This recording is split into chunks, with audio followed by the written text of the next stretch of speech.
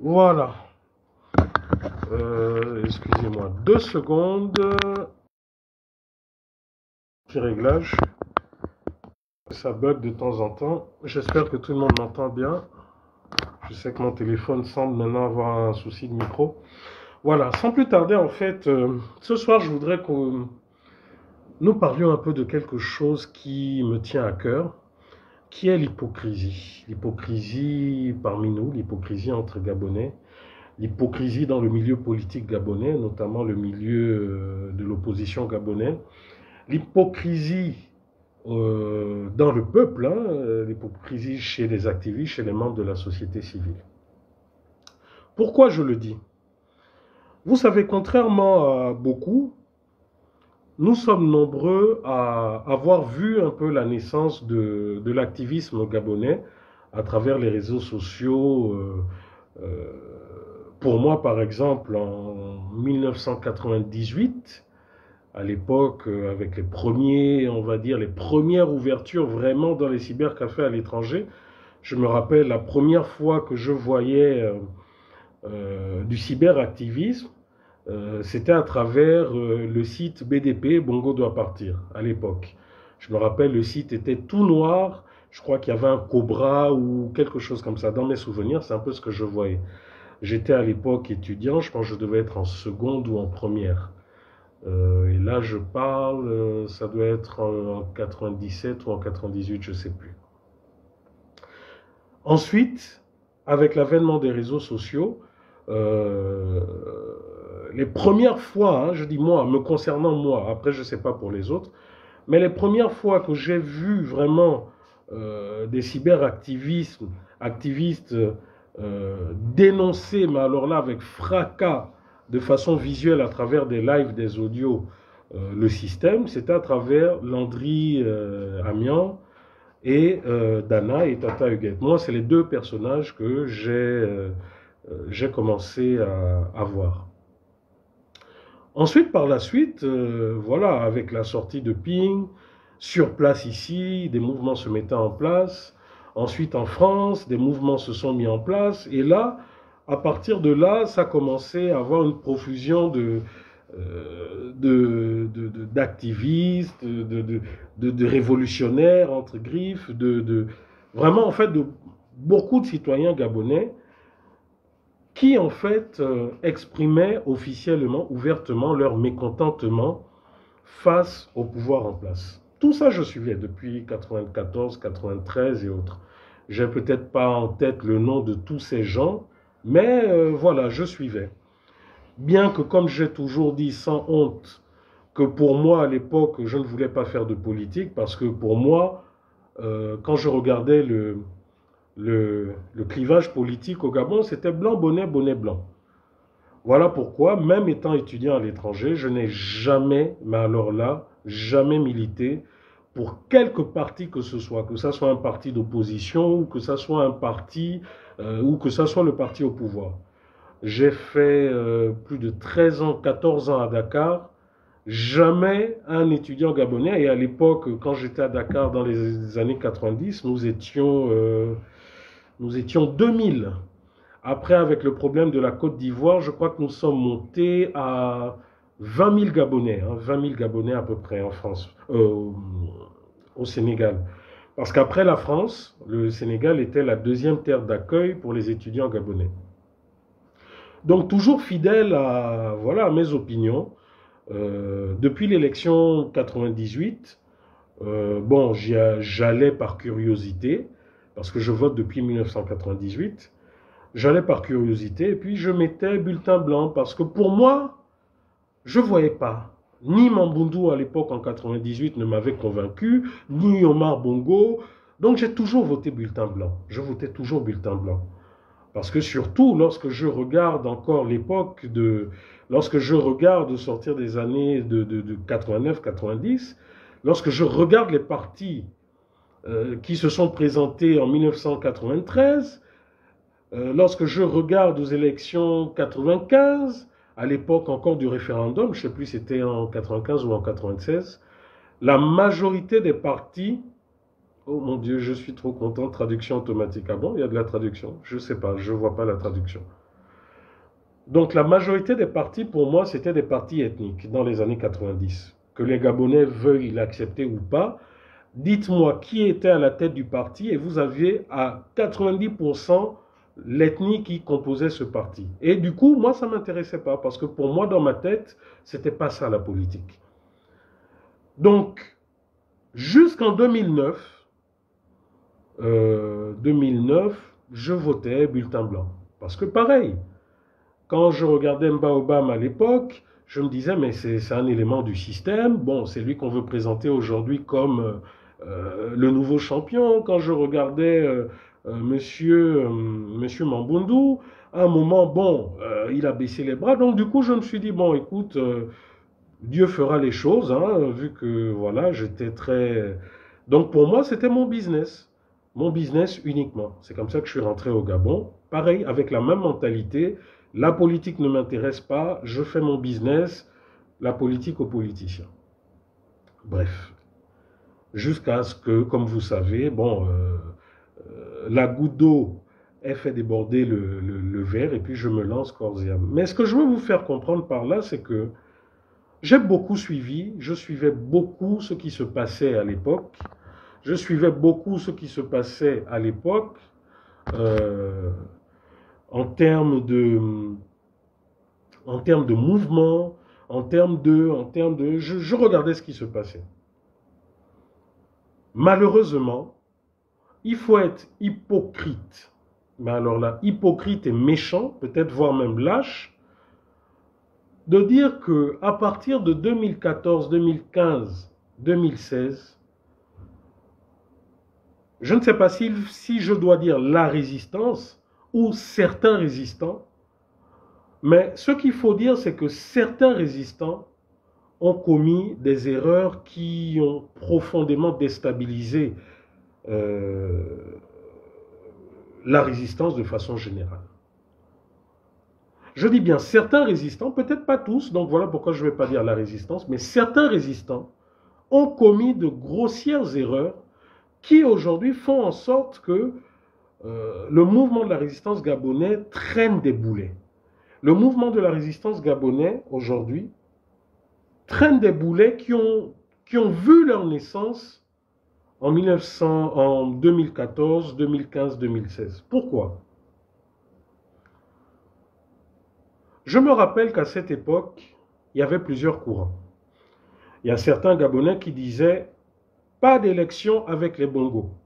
On doit d'abord destituer les bongos, ensuite il doit y avoir une transition, etc. Je crois que c'était la DTE, un truc comme ça.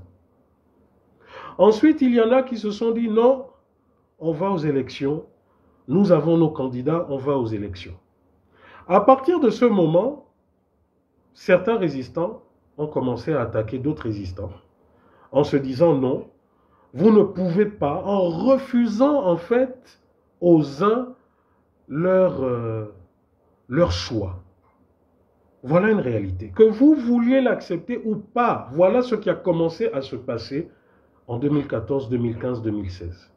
Certains résistants disaient non, nous refusons d'aller aux élections avec ce système parce que voilà, on a eu le précédent 93, 98, 2005, 2009, donc ça ne sert à rien d'aller aux élections en 2016 avec les mêmes gens, avec le même système. Il faut destituer Ali Bongo Ondimba.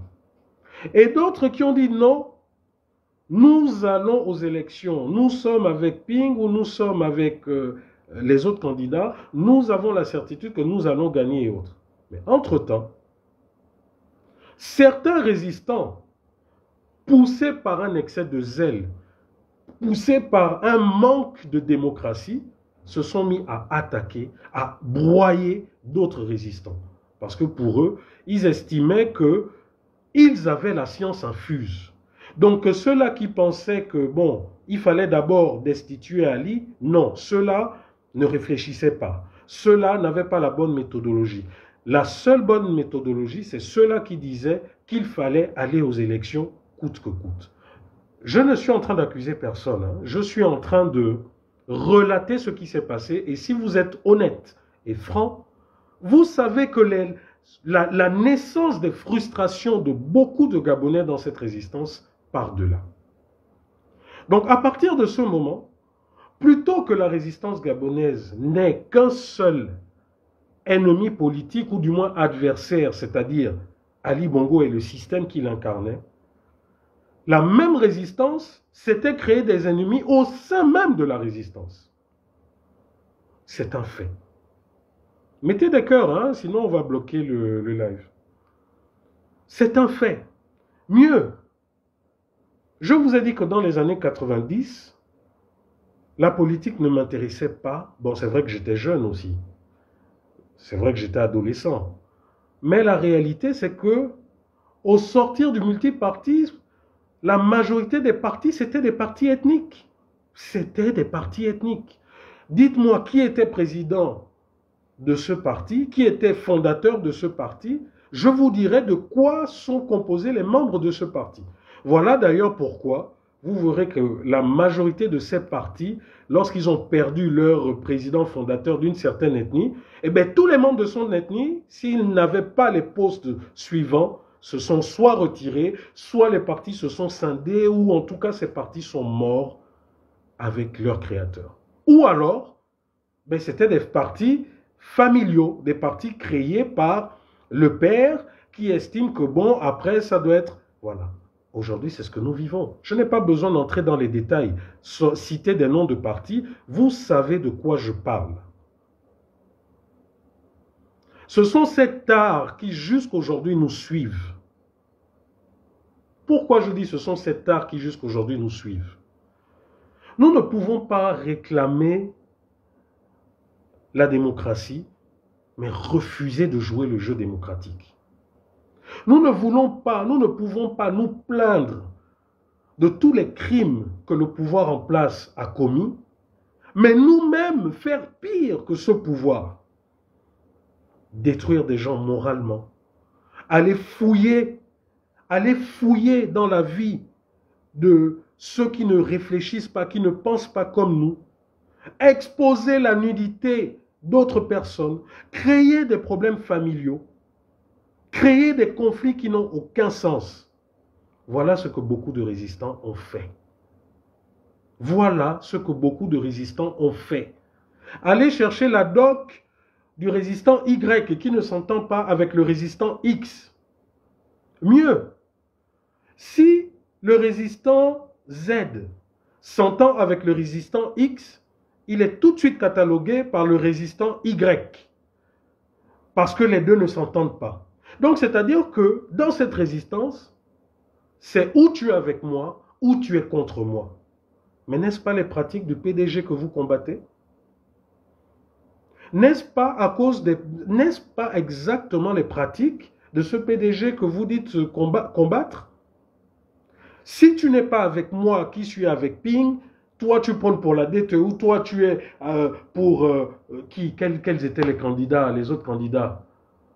Pour Raymond Donsima, non, c'est que tu es mon ennemi.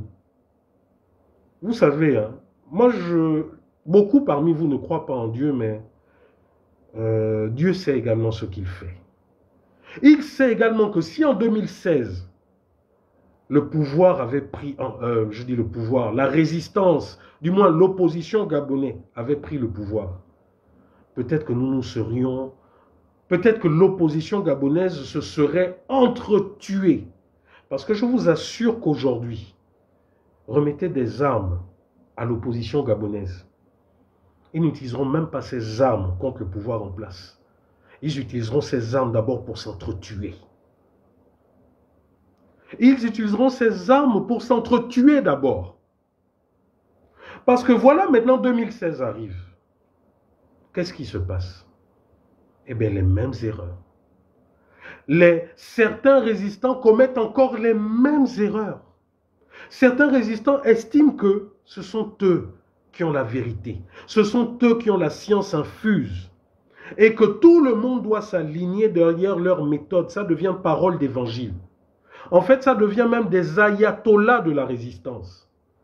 Donc, lorsqu'ils ont donné un mot d'ordre, lorsqu'ils ont donné une fatwa, si tu ne t'alignes pas, allez, on envoie des fous pour te détruire au maximum. Voilà pourquoi je vous dis qu'aujourd'hui, là, Si la résistance gabonaise avait des armes, n'importe lesquelles, ces armes-là ne serviraient même pas d'abord à servir contre le pouvoir, mais ces armes serviraient d'abord à s'entre-déchirer, à s'entre-tuer. Je dis souvent à certaines personnes que personne ne m'a demandé d'entrer dans cette résistance. Aucun parti politique ne m'a fait entrer dans cette résistance. Je suis entré parce que j'en ai un ras-le-bol. Je ne vous parle pas souvent, je vous ai toujours dit que, à l'époque, je me considérais comme un entrepreneur, un homme d'affaires. C'est ce que je faisais à l'étranger. Après que j'ai travaillé, j'ai créé ma boîte. Quand je suis rentré au Gabon, c'est ce que j'ai fait. Mais vous savez ce que les entrepreneurs vivent au Gabon? Ce n'est pas parce que vous ne les voyez pas faire des lives, ce n'est pas parce que vous ne les voyez pas ouvrir la bouche. J'ai ouvert ma boîte en 2011. De 2011 à 2018, vous savez ce que j'ai subi? Pourtant loin de la politique. Vous avez des marchés. Pour pouvoir récupérer votre argent, souvent, vous devez, quand vous voulez toucher votre argent, vous vous rendez compte que bon, il y a des blocages. Il faut que certains millions se perdent en chemin. Vous devez graisser la patte de X. Vous devez graisser la patte de Y. Vous répondez à un appel d'offres, vous avez bien le marché de façon officielle, ça ne souffre d'aucune irrégularité. Mais il y a quelqu'un là-bas au ministère Y qui vous fait comprendre que papa, ta situation est bloquée. Si tu ne viens pas me donner 1 million là, tu n'auras pas le marché. Nous-mêmes, on sait comment faire pour que ce marché, qui t'a été attribué, aille ailleurs. Donc vous, quand vous voyez souvent certaines personnes qui vous disent que trop c'est trop, il y a un passif qui ne vous raconte peut-être pas. Il y a des gens aujourd'hui dans des administrations qui n'osent pas me regarder dans les yeux. Il y a des gens dans des boîtes privées aujourd'hui qui n'osent pas me regarder dans les yeux. Parce que vous savez, il y a des règles non écrites ici où quand tu as un marché, tu dois laisser 10%, si ce n'est plus. Il y a des fois, je pouvais avoir un marché de 8 millions par exemple avec une boîte privée. Mais sur 8 millions, je vais par exemple toucher 5 millions. Malgré les impôts, tout ce que je paye. Parce que le pays est pourri comme ça. Pourri. Et là, je ne vous parle même pas des contrats. C'est-à-dire que plus un entrepreneur se dit, bon, voilà, je vais développer mon entreprise, je vais avoir plus de personnel, il faut que je construise, il faut que je construise ma maison, etc. Donc tout de suite, vous visez haut. Vous visez des marchés intéressants. Et les marchés intéressants, donc à partir de 50, 30 ou je ne sais pas, très souvent c'est qui? C'est l'État. Mais là-bas encore c'est autre chose, c'est une autre mafia, c'est un autre niveau. Et c'est là où je vous dis que mon plus grand malheur a été quand j'ai répondu à l'appel d'offres de cette chaîne que vous connaissez. C'est là où ont commencé mes malheurs. Et je vous ai raconté, je ne vais pas revenir sur ça en détail, je l'ai déjà fait. Donc c'est pour que vous compreniez que il y en a qui aujourd'hui sont entrés dans cette résistance, non pas à cause de vous, hein, non pas à cause de ce que vous faisiez, non pas pour vos beaux yeux, non pas pour un parti politique, mais parce que cette dictature, ils la vivent dans leur chair, ils l'ont vécue dans leur chair. Donc aujourd'hui, nous qui à l'époque, moi qui à l'époque vous regardez de loin, je vous dis que vous commettez encore les mêmes erreurs. Les mêmes erreurs, c'est quoi? Voilà 2016 qui arrive. Voilà qu'il y en a qui disent pas d'élection. Parce que le système est pourri, on ne peut pas gagner, voilà. Voilà qui disent élection. Voilà ceux hier. Hier, ceux-là qui disaient à ceux-là qui étaient pour la DTE, pas d'élection. Voilà qu'aujourd'hui, pour certains, je dis bien pour certains, et ne me demandez pas de sortir des noms, des prénoms, je ne veux pas, parce que quand je vais commencer, si je sors des noms, des prénoms, ça va être perçu comme des attaques, comme des clashs. Donc, permettez-moi de faire mon analyse selon que je comprends. Ce ne sont pas des clashs. Mais en même temps, si quelqu'un veut me clasher, rassurez-vous, je vais le répondre correctement. Parce que je ne suis l'enfant de personne, je ne suis guidé par personne et personne ne me commande. Parce que maintenant, ça aussi, voilà quelque chose qui doit être clair. Personne n'a un titre foncier dans quoi que ce soit. Ce pays, c'est notre pays à tous et nous voulons tous vivre mieux. Donc s'il y en a qui pensent ou qui se sont mis en tête que ce sont eux qui doivent donner leur blanc-seing à X ou Y, en tout cas peut-être avec d'autres, mais moi je ne suis pas dedans. Ça c'est un équivoque que je voulais déjà qu'on règle, une base. Donc je dis moi de l'analyse que je fais, c'est-à-dire que de ce que j'ai vu, c'est qu'aujourd'hui, hier, il y en avait qui disaient, qui s'attaquaient à ceux-là qui étaient pour la DTE, c'est-à-dire pour la destitution, pour la transition, destitution, transition et élection. Aujourd'hui, ce sont ceux-là qui étaient contre ceux de la DTE qui disent pas d'élection en 2023 parce que notre champion a gagné. Vous comprenez? Donc aujourd'hui, pour certains, et c'est normal, c'est leur droit. Je dis bien, moi, la particularité que j'ai, c'est que j'écoute tout le monde.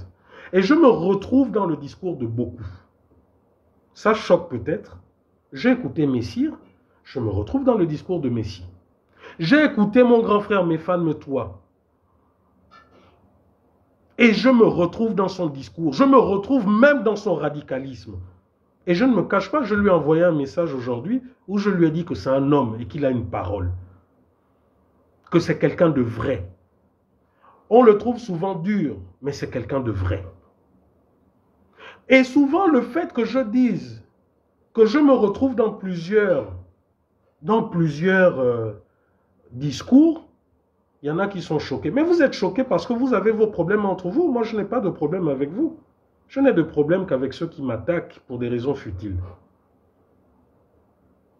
Voilà la vérité. Et pendant que vous êtes là à nouveau en train de vous entre-déchirer à cause de 2023, vous vous réveillez un matin, ah, c'est Eyegendon qui est parti, monsieur Eyegendon qui est parti, ah, c'est Fefe Onanga qui est parti, ah, c'est monsieur Germain Ba. Mais arrêtons un peu l'hypocrisie. Ces messieurs partent à cause de qui? Ne sentez-vous pas que vous-même, nous-mêmes, nous avons une part de responsabilité dans leur retour? C'est vrai, certains vont développer en disant non, il faut avoir de la conviction, non, tu ne peux pas vomir ce que tu as mangé, etc. Je suis d'accord avec vous sur cette ligne, tout à fait d'accord. Mais ce que je sais, bonsoir Sylvain, bonsoir mon aîné. Mais ce que je sais aussi, c'est qu'il y a une part de vérité dans tout ce que vous dites. Pourquoi je le dis? Je vous ai dit, moi, par exemple, ma position. Monsieur Jean Ping, le président Jean Ping a gagné en 2023. Ça ne souffre d'aucune irrégularité pour moi. Est-ce que monsieur Ping devait être au bord de mer? Oui, il devait être au bord de mer. Est-ce qu'aujourd'hui même, à présent, il est en droit de revendiquer son poste, revendiquer la présence de la République? Je dis oui. Et personne ne peut le lui contester. Bon. Mais après, moi également, je suis réaliste. Je suis réaliste aussi. Monsieur Ping est venu. A dit, moi je vais prendre le pouvoir. Faites votre part, je ferai. Mais les Gabonais voient. Les Gabonais ont fait leur part. Les Gabonais voient maintenant que monsieur Ping n'a pas fait sa part depuis 6 ans. Mais quand je parle comme ça, certains pourront dire, ou les plus fanatisés pourront dire que je suis contre Ping. Non, je ne suis pas contre lui. Je ne suis pas contre M. Ping, contre le président Ping, mais je suis réaliste. M. Ping n'a pas pris le pouvoir depuis 6 ans. M. Ping a fait une sortie récente. Bon. Moi, je veux bien. 2023 est là. Je veux bien, je vous dis, je serai le premier à acclamer M. Ping si demain il prend le pouvoir. Mais après, de façon réaliste, je ne suis pas dans les secrets, hein, je ne connais pas les secrets, je ne connais pas les tractations, etc. Je ne fais que raisonner, mon analyse est faite par rapport à ce que je vois depuis 2016. Donc la question que je me pose, moi, l'analyse que je me pose, si vous me permettez, si vous êtes démocrate, et que vous me permettez d'avoir une analyse, je me dis, mais depuis 2016, il n'a pas pu prendre le pouvoir. Comment fera-t-il maintenant pour prendre le pouvoir là en 2023? Voilà mon analyse. Donc là, je laisse de côté. Après, je me pose la question. Bon, 2023 arrive. Est-ce qu'il faudrait aller aux élections ou pas? Voilà la question que je me pose. Est-ce qu'il faudrait aller aux élections ou pas? Là, je ne dis pas que je mets M. Ping de côté parce que non. M. Ping est toujours un facteur parce que c'est lui qui a remporté. Je vous donne l'exemple de M. Gbagbo lorsque le général Gueye Gueye écarte Alassane Dramane Ouattara et qui va aux élections avec Gbagbo, qu'est-ce qui se passe? Le général Gueye perd contre Gbagbo. Mais la différence, c'est que les Ivoiriens ont protégé leur vote. Ils ont occupé la rue et ont permis à Gbagbo de récupérer son pouvoir. Voilà ce qui s'est passé. Bon, la suite, on la connaît. Mais ce que je veux dire, c'est qu'aujourd'hui, qu'est-ce qui fait en sorte que, qu'est-ce qui pourra, moi, par exemple, qu'est-ce qui peut me garantir, enfin, même pas me garantir, mais me convaincre dans mon analyse que, à l'époque, M. Ping avait le soutien de tous. M. Ping était en position de force. Aujourd'hui, il a été lâché par X ou Y. Vrai soutien, faux soutien, je n'en sais pas. Je n'en sais rien. Mais ce que je sais quand même, c'est que M. Ping est fragilisé. Bon. Il avait le soutien de X, Y diplomates, de X, Y, etc. Il n'a pas pu prendre le pouvoir malgré ça. Comment il fera pour prendre le pouvoir en 2023? Donc voilà pourquoi je me dis, bon, en attendant qu'il nous surprenne, moi je pense à 2023. Maintenant la question qui se pose, c'est 2023, qu'est-ce qu'on fait? 2023, on va aux élections ou on ne part pas aux élections? Donc je me pose la question et je pose le pour et le contre. Je me dis, mais si on ne part pas aux élections, quoi qu'il en soit, le pouvoir en place partira aux élections et ils feront ce qu'ils voudront. Ça, c'est clair. En 2018, il y a eu un boycott des législatives. Le pouvoir en place a fait ce qu'ils veulent. Aujourd'hui, ils votent toutes les lois possibles. Pourquoi nous, Gabonais, nous pleurons? Ils nous imposent l'homosexualité. Ils nous opposent la destruction de la cellule familiale. Ils font ce qu'ils veulent.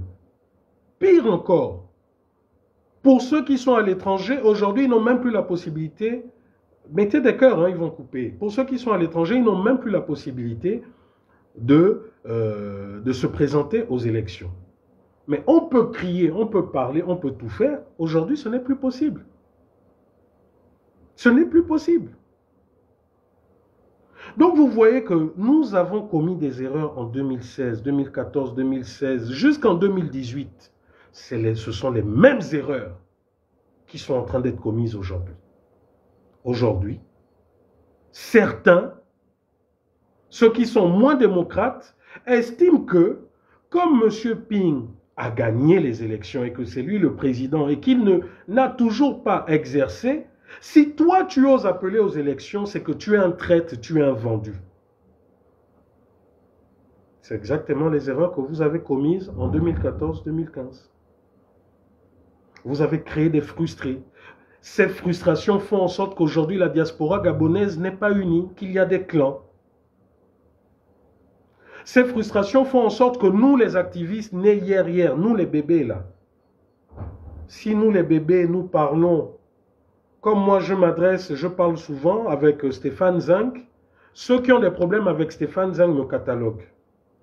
Si je parle à mon frère Danger ou à Dana, ceux qui ont des problèmes avec Dana me cataloguent. Voilà ce que vous avez créé dans votre existence. Et quand on vous le dit, vous ne voulez pas l'accepter. Pourquoi? Moi, c'est l'analyse que je fais. Hein.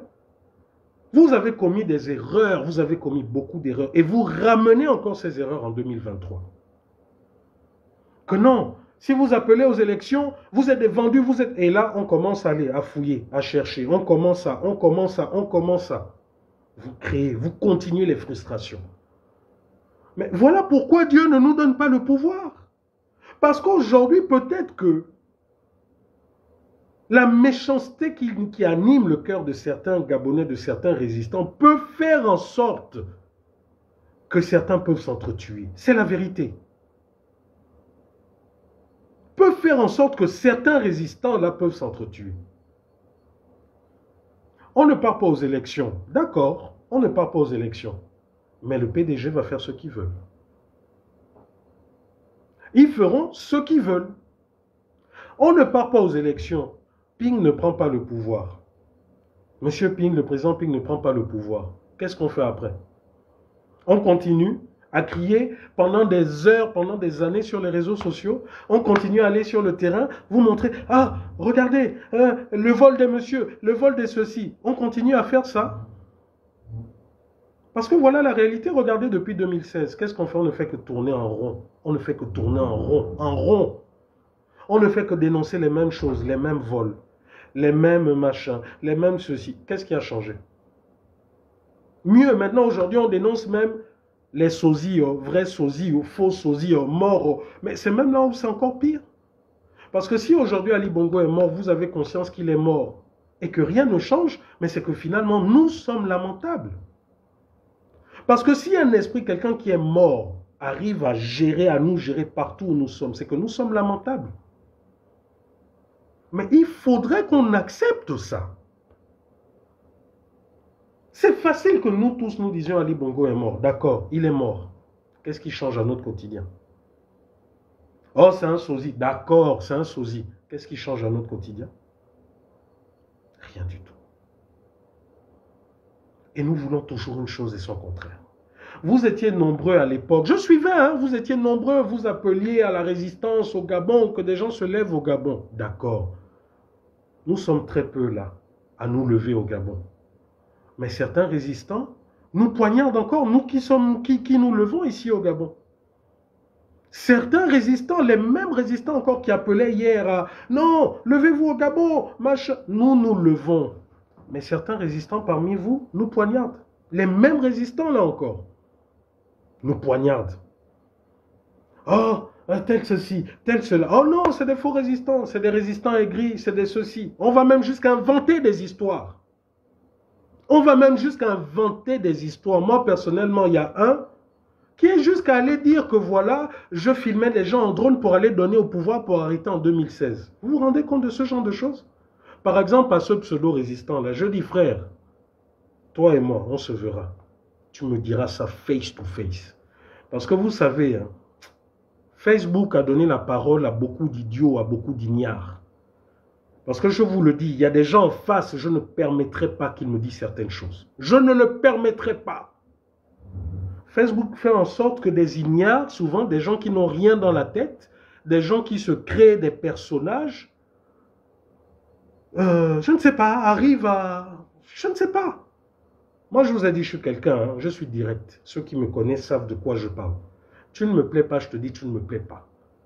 Et quand j'étais plus jeune, s'il faille qu'on en arrive à la casse, eh bien, on se tape bien propre. D'ailleurs, aujourd'hui, beaucoup d'amis que j'ai, mais alors là, des amis, des combis, c'est des gens avec qui, plus jeunes, nous avons fait des casses, mais alors là, des vraies casses. Pas vos histoires, on est caché derrière les téléphones, on parle, oh. Et il y en a comme ça. Personnellement, il y en a un. Je dis que celui-là, même si la dictature la tombe, on se verra. Il allait jusqu'à insulter ma mère, il allait jusqu'à... Parce que soi-disant, son zèle de la résistance, son zèle. Et il y a beaucoup de résistants comme ça. Il y a beaucoup de résistants comme ça qui ont poussé le bouchon loin.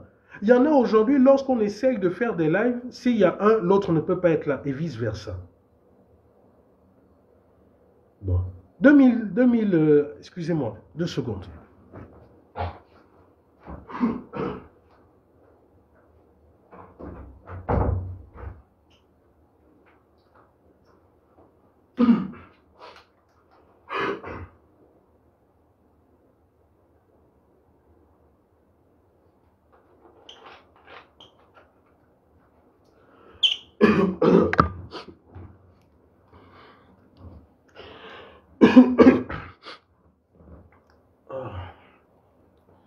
Excusez-moi, j'ai fait du sport aujourd'hui, là. J'ai repris un peu le roller. Je dois perdre d'urgence 40 kilos. Voilà, donc je disais qu'aujourd'hui, Facebook, YouTube, les applications font en sorte que beaucoup se sont égarés. Mais alors là, beaucoup se sont égarés de ce qu'on appelle la résistance ou le véritable combat. Beaucoup se sont égarés. La résistance, ce n'est pas dénigrer quelqu'un. La résistance, ce n'est pas dénigrer celui qui ne pense pas comme toi. La résistance, c'est on résiste à un système. On résiste à un système qui détruit un pays, qui détruit un pouvoir. 2023, si nous ne partons pas, d'accord, parce que nous attendons que M. Ping prenne le pouvoir. Le PDG fait ce qu'il fait. Ils présentent leur Ali, leur sosie, leur faux sosie, leur, tout ce que vous voulez là. Ils présentent Noureddin, ils présentent même Sylvia, même si vous voulez. Celui que le PDG vous présentera, même si c'est quelqu'un qui sort de je ne sais trop quoi, ça sera le candidat du PDG. Bon, qu'est-ce qu'on fait? On reste les bras croisés, on se tourne tous vers M. Ping. Qu'est-ce qu'on fait? Parce que c'est bien beau de dire non, nous sommes des traîtres, nous sommes ceci, cela. Mais qu'est-ce qui est mis en place comme stratégie tenant compte des échecs de 2016 pour que M. Ping prenne le pouvoir? Qu'est-ce qui est mis en place? Parce que le peuple gabonais ne voit rien. Nous ne sommes pas dans le secret. Moi, personnellement, je ne suis pas dans le secret. Je suis là, j'observe. Et je ne vois que des déclarations. Les mêmes déclarations, souvent, qui ont été faites depuis 2016. J'attends, je regarde. Mais en attendant, ne m'interdisez pas de faire tourner ma matière grise. Voilà pourquoi je vous ai dit ceci. Que 2016 nous a montré que malgré tout ce que le pouvoir a pu mettre en place comme tricherie, les élections ont été remportées. Mais qu'est-ce qui a manqué à 2016? Qu'est-ce qui a manqué à M. Ping? Ça a été l'organisation de la rue.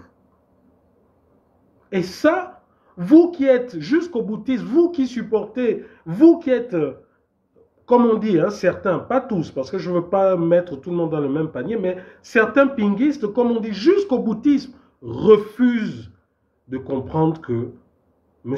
Ping a fauté quelque part. Beaucoup d'entre vous, là, vous parlez, vous n'avez jamais été dans un pays, vous n'avez jamais été dans un pays qui a connu une transition démocratique. Voilà, Sinclair. Est-ce que c'est Sinclair? Non, je ne pense pas que c'est lui. Ceux qui, comme moi, étaient au Sénégal dans les années fin 90-2000, ont vu c'est quoi une transition démocratique. Vous pensez que le Sénégal n'était pas une dictature féroce? Que à l'époque, Abdou Diouf ne tuait pas des gens, des juges? Je peux vous sortir des noms, par exemple le juge Kébé, le célèbre juge Kébé. Des gens qui ont été opposés à ce pouvoir là-bas, qui étaient assassinés comme des chiens. Il y a des services là-bas de répression, par exemple, à l'époque, il y avait quoi? La DIC. Demandez au Sénégal. Oui, Sinclair, désolé, parce que je n'ai pas bien reconnu ton visage. Voilà Sinclair, là. Nous étions au Sénégal à la même période. Demandez-leur comment le pouvoir, comment Abdoulaye Wade, un peu comme l'a fait Ping, s'est présenté, a mis la pression et a organisé la rue. Vous pensez qu'Abdou Diouf voulait lui laisser le pouvoir? Wade ne s'est pas contenté, ne s'est pas limité en disant « bon, j'ai des contacts, bon, je suis fort ». Non, il a organisé la rue. C'est ce qu'aujourd'hui vous voyez Ousmane Sonko faire. Qu'est-ce qui rend fort Ousmane Sonko aujourd'hui? Mais c'est le peuple sénégalais. C'est le peuple sénégalais qui a organisé, qui rend fort aujourd'hui les dirigeants sénégalais. La société civile. Mais non, aujourd'hui nous avons des Gabonais qui estiment que nous ne pouvons pas remporter face machin. Qui vous l'a dit? Vous avez une boule magique qui vous dit que cette dictature ne peut pas partir au sortir d'élections? Qui vous l'a dit? Vous avez la science infuse, vous l'avez vu où? Souvent ceux-là qui se disent être des grands stratèges, ceux-là qui... Regardez, hein, la République gabonaise, regardez dans nos ministères, nous avons des gens super diplômés. Nous avons des gens docteurs en ceci, docteurs en cela, docteurs en économie. L'économie gabonaise est où? Ceux-là qui sont toujours les meilleurs, là, l'économie gabonaise est où? Donc c'est pour vous dire tout simplement que moi, je crois aux élections. Tout comme je crois que M. Ping, s'il est organisé, peut récupérer son pouvoir.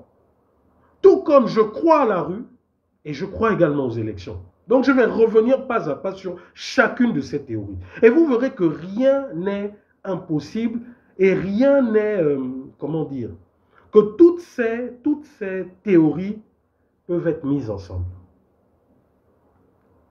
Lorsque vous allez aux élections, premièrement, lorsque vous analysez les élections au Gabon, vous vous rendez compte qu'aujourd'hui le PDG a toujours joué sur la forte abstention. Le PDG s'est toujours arrangé à décourager les Gabonais. Décourager dans quel sens? En faisant croire qu'il n'y a pas d'opposition au Gabon. Ça, c'est le langage du PDG. On vous fera croire que depuis Mbabe Solo, il n'y a pas d'opposition. Première chose. On vous fera croire que tous les opposants, ce sont des vendus, ils travaillent pour les bongos, etc. Mais au même moment, allez-y dans les quartiers, là en ce moment, le PDG est en train de prendre les listes, se faire des listes, d'enrôler des gens par quartier, par arrondissement. Ils ont des gens qui ont des listes. Ils ont des gens sûrs. Pourquoi?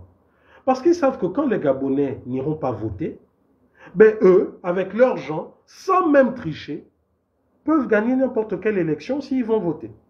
L'abstention. Aujourd'hui, un président de la République est élu avec 200 000 voix sur un collège de 800 000. On élit au Gabon un président avec 200 000, 250 000 voix. Pour 800 000 inscrits. Mais vous êtes les premiers à dire on ne croit pas aux élections. Vous êtes les premiers à dire, une fois que vous avez voté, non, vous restez à la maison bras croisés. Mais qui vous a dit que c'est comme ça que ça doit se passer? Moi, je vous ai dit. Je ne viens pas vous parler de choses utopiques. Je vous parle de ce que j'ai vu, que j'ai expérimenté parce que je l'ai vu, j'ai vécu.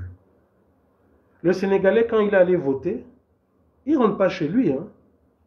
Non seulement il assiste au dépouillement, au comptage dans les bureaux de vote, au dépouillement. Non seulement lui-même s'est autoproclamé scrutateur ou je ne sais trop quoi, mais si le gouvernement sénégalais a décidé de proclamer dans une semaine, mais pendant une semaine, il est là dans la rue.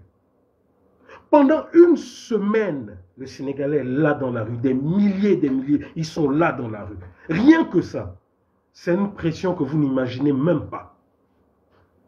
Rien que ça, cette pression-là, d'avoir des milliers de gens dans la rue, sans casser, sans rien, ça fait réfléchir tous les soutiens de X ou Y. Abdou Diouf n'était pas soutenu par la France. Abdou Diouf n'était pas soutenu par la France qui avait ses intérêts comme ils ont ici. Mais la pression était tellement forte qu'il a été obligé de céder le pouvoir. Nous ici, et effectivement, la rue, ça s'organise. Mais ça s'organise par qui? Mais par la société civile, par les candidats, par l'opposition elle-même. Or, au Gabon, c'est lorsqu'il y a des élections maintenant que ces hommes politiques comptent sur la rue. Mais non, ça ne marche pas comme ça. C'est lorsqu'il y a élection que ces hommes politiques comptent sur la rue, comptent sur la pression populaire. Ça ne marche pas comme ça. Avant les élections, où sont les hommes politiques? Il y a des milliers de personnes qui n'ont pas eu de carte, mais ils n'ont pas eu de carte, pourquoi? Si vous vous levez et que vous attendez votre carte le dernier jour, vous pensez véritablement, regardez, je parle là, aujourd'hui. Est-ce que vous avez entendu un parti politique ou des leaders politiques parler de tout ce dont on parle, de cartes d'électeurs, de ceci, de cela? Ne pensez pas que c'est maintenant qu'il faut gérer ces problèmes. Mais si vous voulez gérer ces problèmes à 2 mois des élections, ne venez pas pleurer après que beaucoup de Gabonais n'ont pas leur carte. Mais c'est de ça dont je parle, l'organisation. Quelle organisation nous avons? Actuellement, regardez vous-même. Pourquoi aujourd'hui la société civile, voire les activistes, aujourd'hui nous sommes suivis par rapport aux politiques? Mais parce que les politiques ont démissionné. Où sont les politiques quand vous avez un Libanais Jaber qui vient, qui détruit des maisons, qui met des familles gabonaises à la porte? Vous ne voyez aucun politique, aucun parti. Où sont les politiques lorsque vous avez des syndicalistes qui sont emprisonnés? Où sont les politiques lorsque vous avez le Gabonais qui est maltraité, des pères et des mères de 70-75 ans qui bloquent les voies de circulation? Où sont ces politiques? C'est là où ces politiques rassurent, doivent rassurer le peuple. C'est là où ces politiques permettent au peuple de les juger et de les rendre suffisamment dignes. Mais aujourd'hui, nous là, moi je vous le dis, ok, les bongos partent. Hein, d'institutions là, voilà, les bongos partent. Dites-moi quel est le politique de l'opposition que vous voyez actuellement? Qui? Monsieur Ping, d'accord, il a gagné. Enlevez Monsieur Ping. Qui vous voyez actuellement? Parce qu'il faut qu'on se dise des vérités, il faut qu'on arrête avec l'hypocrisie qui nous caractérise. faut qu'on arrête avec l'hypocrisie qui nous caractérise. Aujourd'hui, les politiques ont démissionné. Nous ne les voyons nulle part. Quand vous prenez par exemple, je vais prendre la France parce que c'est un cas que tout le monde connaît. Est-ce que les partis politiques français n'existent que en période d'année électorale? Les Mélenchon, les Marine Le Pen, etc. Vous ne les voyez pas depuis l'élection présidentielle sur le terrain? Vous ne les voyez pas en train de parler des problèmes, de mettre la pression constante sur Macron? Macron a été élu par défaut. Il est où aujourd'hui? Mais nous, ce que nous voyons, c'est des partis qui vont en léthargie et qui tout d'un coup apparaissent à la veille de certaines élections. Mais c'est clair que comme ça, ces partis ne peuvent pas rassurer le peuple. C'est clair que comme ça, lorsqu'on voit ces partis comme ça en léthargie ou mou, c'est clair que le Gabonais puisse dire « Oh, ils sont là pour faire le jeu du pouvoir ». Nous savons aujourd'hui que nous ne pouvons pas remporter une élection présidentielle sans que Mboranso ne parte de la Cour constitutionnelle. Et encore que ce n'est même pas elle le problème. Parce qu'on peut la faire partir. Mais ils mettront Mboranso bis. Nous savons qu'aujourd'hui, tant que les lois électorales ne sont pas revues, rien ne changera. Mais où sont les politiques? Où sont les politiques pour mettre cette pression?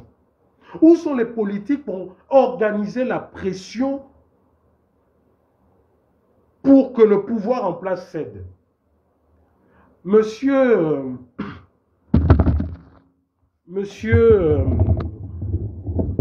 Oh, comment le nom m'échappe?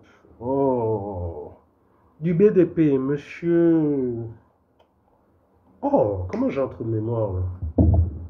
Oh, j'oublie, donnez-moi le nom de monsieur du BDP. Pas monsieur Amva, l'autre. Oh. Donnez-moi son nom, s'il vous plaît, j'ai oublié. Du BDP. Mon grand frère du BDP. Oh, mais comment j'oublie le nom? C'est pas possible. Comment j'ai un trou de mémoire? Voilà, monsieur Mangara. Merci, Ibrahim. Monsieur Mangara vous a expliqué comment, à partir de quelques personnes, quelques étudiants, ils ont fait plier Omar Bongo pour qu'il y ait l'avènement du multipartisme. Les mouvements qu'ils ont organisés, ce n'étaient pas les partis politiques qui étaient derrière. Bonjour mon grand frère Franck. Monsieur Mangara, lorsqu'il l'a fait, est-ce que c'était des partis politiques qui étaient derrière lui? Mais après, les partis ont fait de la récupération et puis, bon, se sont mis sur le terrain. C'est vrai aussi que les partis œuvraient depuis les années 60, 82, tout ça, les événements de la gare routière, c'est vrai. Mais ce que je veux dire aujourd'hui, c'est que nous n'aurons rien de ce pouvoir sans pression. Nous n'obtiendrons rien de ce pouvoir sans que ce pouvoir ne sente la menace, ne sente la pression. Monsieur Daniel Mangara, que vous l'aimez ou que vous ne l'aimiez pas, a eu ce mérite.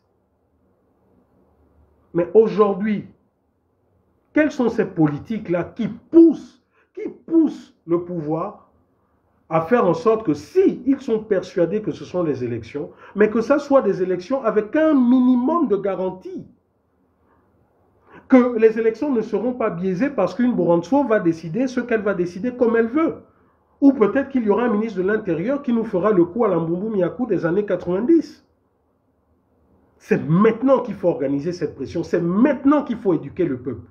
Demander aux gens de s'inscrire, de s'enrôler. Mettre la pression, demander aux gens d'aller vérifier que leurs noms sont là.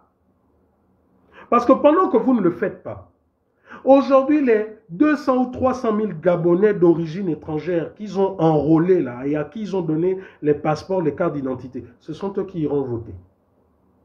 Ce sont eux qui iront voter. Donc aujourd'hui, que vous boycottez ou pas, aux yeux de la communauté internationale, vous verrez des Gabonais qui iront voter. Mais vous pensez qu'on va contrer tout ça? Comment? Si nous-mêmes nous acceptons, nous jouons la politique de la chaise vide. Depuis les années 90 que nous faisons la politique de la chaise vide, qu'est-ce qui a changé? Le pouvoir vous a donné, je ne sais pas, la présidence ou des députés parce que vous avez fait la politique de la chaise vide? Et ce qui me dérange le plus, c'est que toujours les mêmes, qui connaissent tout, lorsque vous leur donnez un vécu que vous avez vécu concernant le Sénégal, ils vont vous dire, oh, le Gabon, ce n'est pas le Sénégal. Ah bon? Le Gabon, ce n'est pas le Sénégal? Pourquoi le Gabon, ce n'est pas le Sénégal? Oh non, là-bas, ils ont une société civile, machin. Mais leur société civile et leur parti politique, vous pensez qu'ils étaient comme ils sont aujourd'hui? Ça a été travaillé. Ils ont su mettre leurs égos pour le bien de la nation. Ça a été travaillé.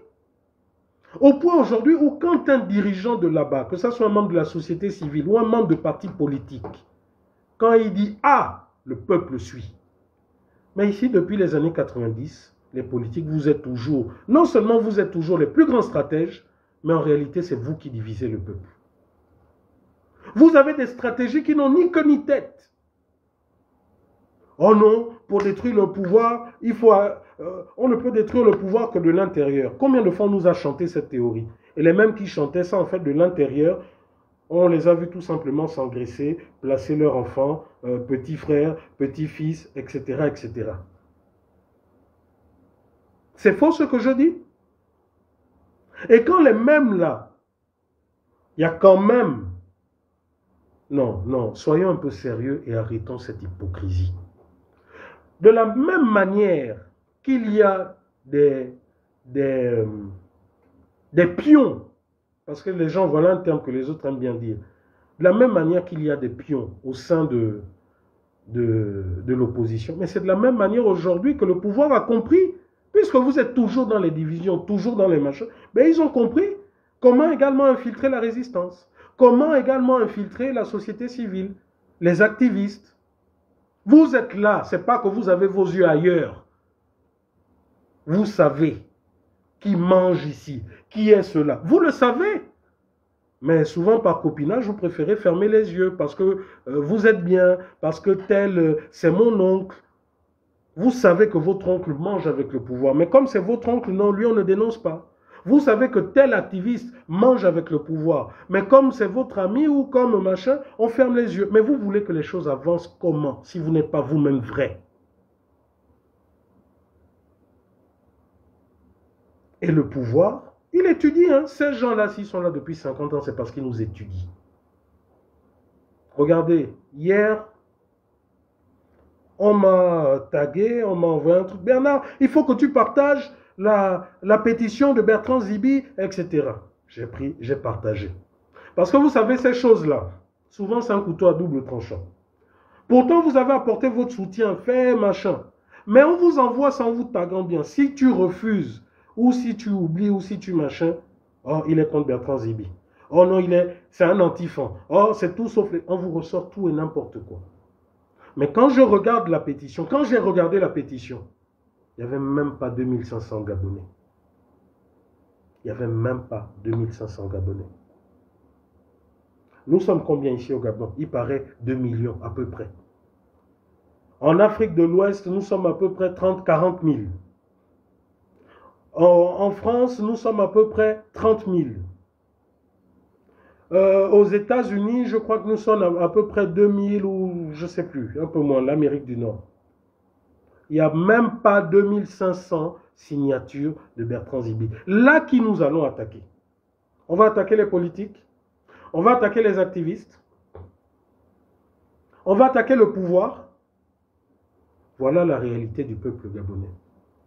Nous sommes forts. Voilà, voilà, vous savez, c'est ça. Voilà. C'est toujours ça hein, quand on parle politique.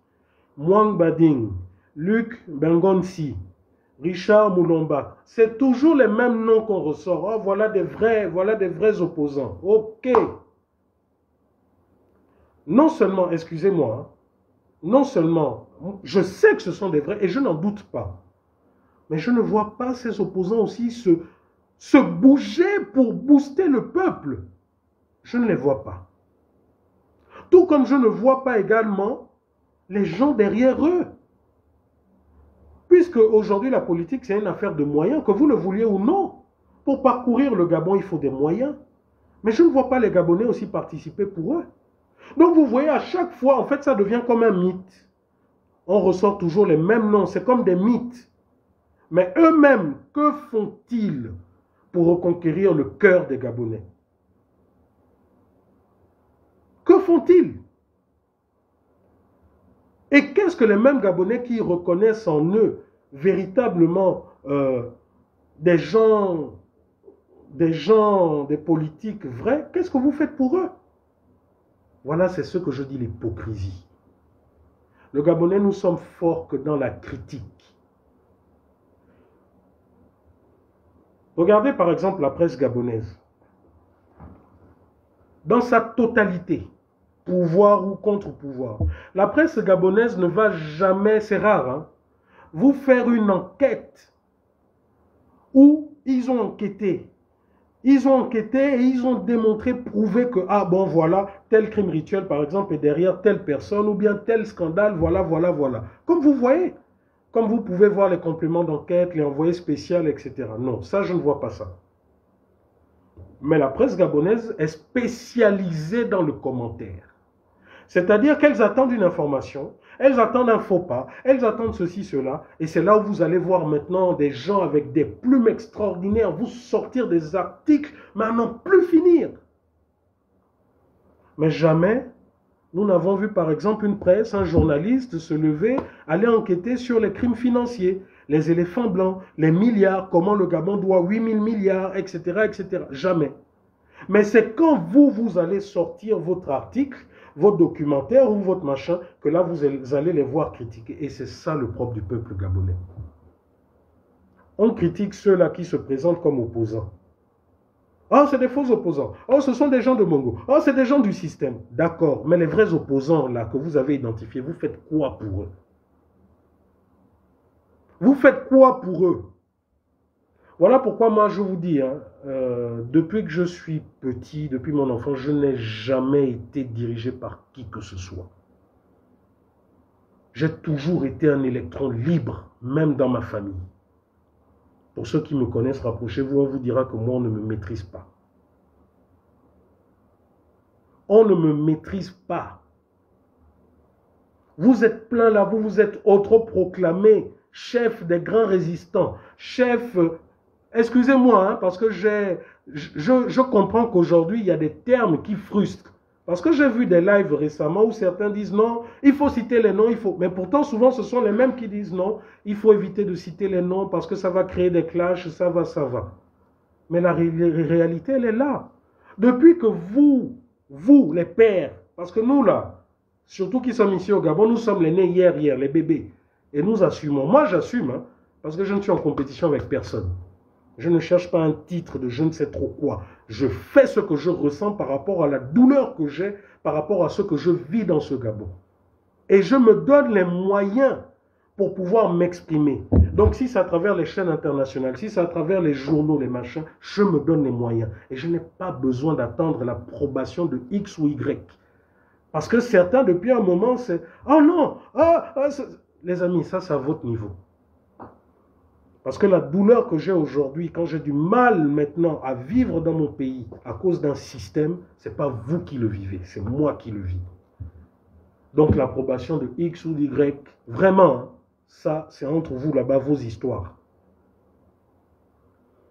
Donc, voilà pourquoi je vous dis, c'est facile de crier 2023. Oh, il n'y aura pas élection. Oh, il y a élection. Mais qu'est-ce que nous faisons? Bon, pour ceux qui veulent l'élection de 2023, qu'est-ce qu'ils font pour qu'il y ait 2023? Parce que moi, je vous le dis, là, les choses restent comme elles sont là. Allez-y. Mais ça sera la même chose, hein? Si les choses demeurent comme elles sont, même code électoral, même cour constitutionnelle, même Sénat, c'est une perte de temps 2023. C'est une perte de temps. Mais pourtant, moi, je suis convaincu qu'il faille une transition par les urnes. Il nous faut passer par les urnes. Il faudrait que nous démontrions à la face du monde que le candidat du PDG a été battu, non pas par 10 000, 3 000 voix, mais par 300, 400 000 voix. Et il faut s'organiser pour que nous ayons des scrutateurs dans tous les bureaux de vote. En 2016, il n'y avait pas forcément des scrutateurs partout. Il faudrait des citoyens engagés et déterminés pour le changement de ce pays, partout dans tous les bulletins de vote. Il faudrait que nous puissions imposer, par exemple, l'utilisation de la vidéo à travers les téléphones. Pourquoi pas? Les dépouillements dans chaque bureau de vote avec nos téléphones. Y a-t-il un coin du Gabon aujourd'hui où nous ne pouvons pas filmer avec nos téléphones? Mais donnons-nous les moyens de gagner. Arrêtez de penser que l'élection présidentielle, nous allons la faire comme nous avions l'habitude. Je vote et puis je vais rester chez moi, j'attends pendant une semaine. Mais pendant cette semaine, ils font ce qu'ils veulent. On vote, on reste dans la rue, on s'organise, on met la pression. S'il faille rester 10 000 devant les casernes militaires, on reste. Organisons-nous également, les moyens technologiques sont là. Aujourd'hui, même si le gouvernement coupe Internet, nous avons les moyens toujours de faire en sorte que le monde entier ait les yeux ouverts sur le Gabon, qu'Internet, même s'ils ont coupé, qu'on ait toujours Internet en permanence. Mais est-ce que les hommes politiques mettent l'argent pour ça? Est-ce que les hommes politiques s'organisent? La seule chose que les hommes politiques aujourd'hui savent faire, s'organiser, c'est seulement pour leur tournée ou pour leur stratégie. Mais est-ce qu'ils pensent à organiser la rue? Organiser la rue, ce n'est pas casser. Organiser la rue, ça ne veut pas dire aller casser, aller... Non. Organiser la rue, c'est organiser la revendication pacifique par milliers. Aujourd'hui, les Gabonais ont peur. Parce que lorsqu'on donne un mouvement, un mot d'ordre, s'il y a trop de Gabonais, c'est 100. Mais lorsque le politique sénégalais donne un mot d'ordre, s'il y a un peu de personnes, c'est 2-3 millions dans les rues. Nous ne pouvons pas faire ça. Mais ça, il faudrait que les politiques, il faudrait que ceux qui aient les moyens, il faudrait que ceux qui aient la parole, il faudrait que ceux qui aient la parole puissent organiser les choses. Et c'est là où ça me permet de faire une transition pour en venir à la troisième voie. La troisième voie, c'est quoi? C'est ceux-là qui disent que les élections, c'est une perte de temps. Nous, on attend Paping, nous, on prendra le pouvoir par la rue. Mais prendre le pouvoir par la rue, est-ce que nous avons besoin d'attendre 2023?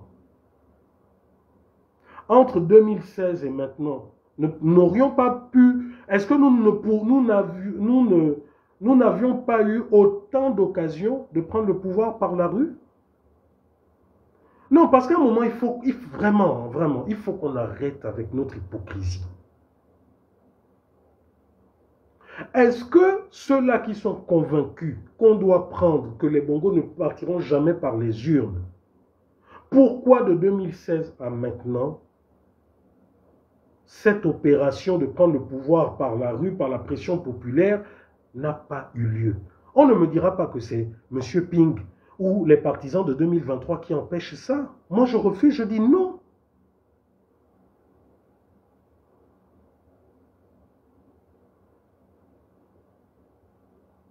On ne peut pas me dire aujourd'hui que si on n'a pas pris le pouvoir par la rue, c'est à cause de M. Ping, c'est à cause des faux vrais opposants, comme certains le disent. Non. Si aujourd'hui le Gabonais ne se reconnaît pas dans certains discours, c'est parce que le Gabonais est fatigué. Si aujourd'hui, je dis bien, certains Gabonais appellent, il y en a qui appellent même à prendre les armes. Si aujourd'hui le Gabonais ne bouge pas le petit doigt, c'est parce qu'il est fatigué. Il y a trop de faux. Je ne vais pas indexer certaines personnes, mais je vais vous dire ceci. J'aime beaucoup l'histoire. Je regarde beaucoup de l'histoire. Vraiment, c'est ma passion. À l'école, j'étais très fort en histoire.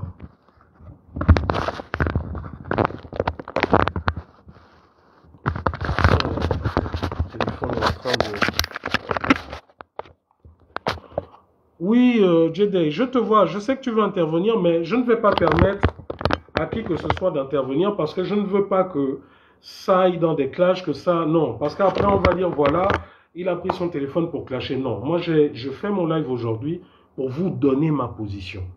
Parce qu'on a trop de scientifiques maintenant, trop de stratèges dans cette résistance. Du moins, pour tous ceux qui se disent résistants, il y a trop de stratèges. Et ces stratèges ne veulent pas écouter la voix, la pensée des autres. En fait, c'est des dictateurs cachés. Et ça, il faut qu'on se le dise. C'est une hypocrisie, il faut qu'on se le dise. Donc là, je suis en train de détailler les trois voies. Et après, je vais vous dire un peu mon sentiment.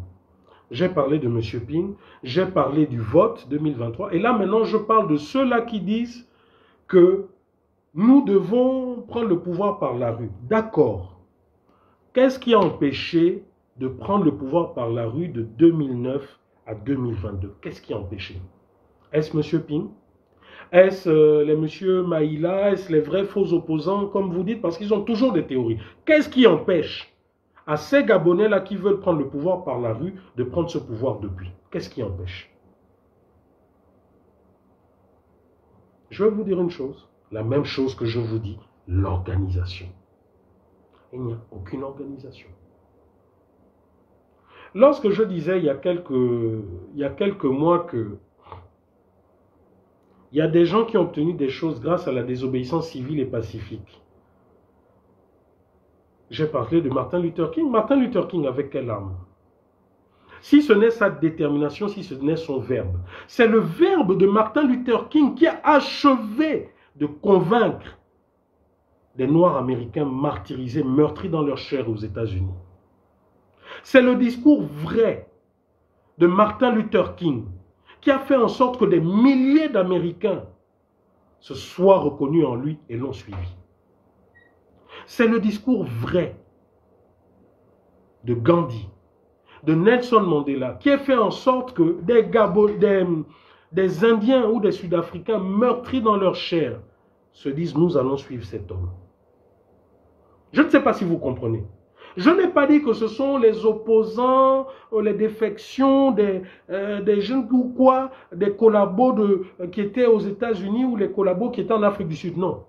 Je dis, c'est la montée en avant dans les rues et partout où il le pouvait, qui a fait en sorte que des milliers de Noirs américains qui étaient martyrisés, qui étaient des sous-hommes, c'est le verbe et la volonté, la sincérité de ce personnage qui a fait en sorte que des milliers de Noirs américains se reconnaissent en lui. Idem pour Gandhi. Idem pour Nelson Mandela. Donc si toi tu te dis leader, tu te dis homme sincère pour la libération de ton pays et que tu parles depuis des dizaines d'années et que personne ne te suit, mon frère, essaye de te remettre en cause. Essaye de te remettre en cause.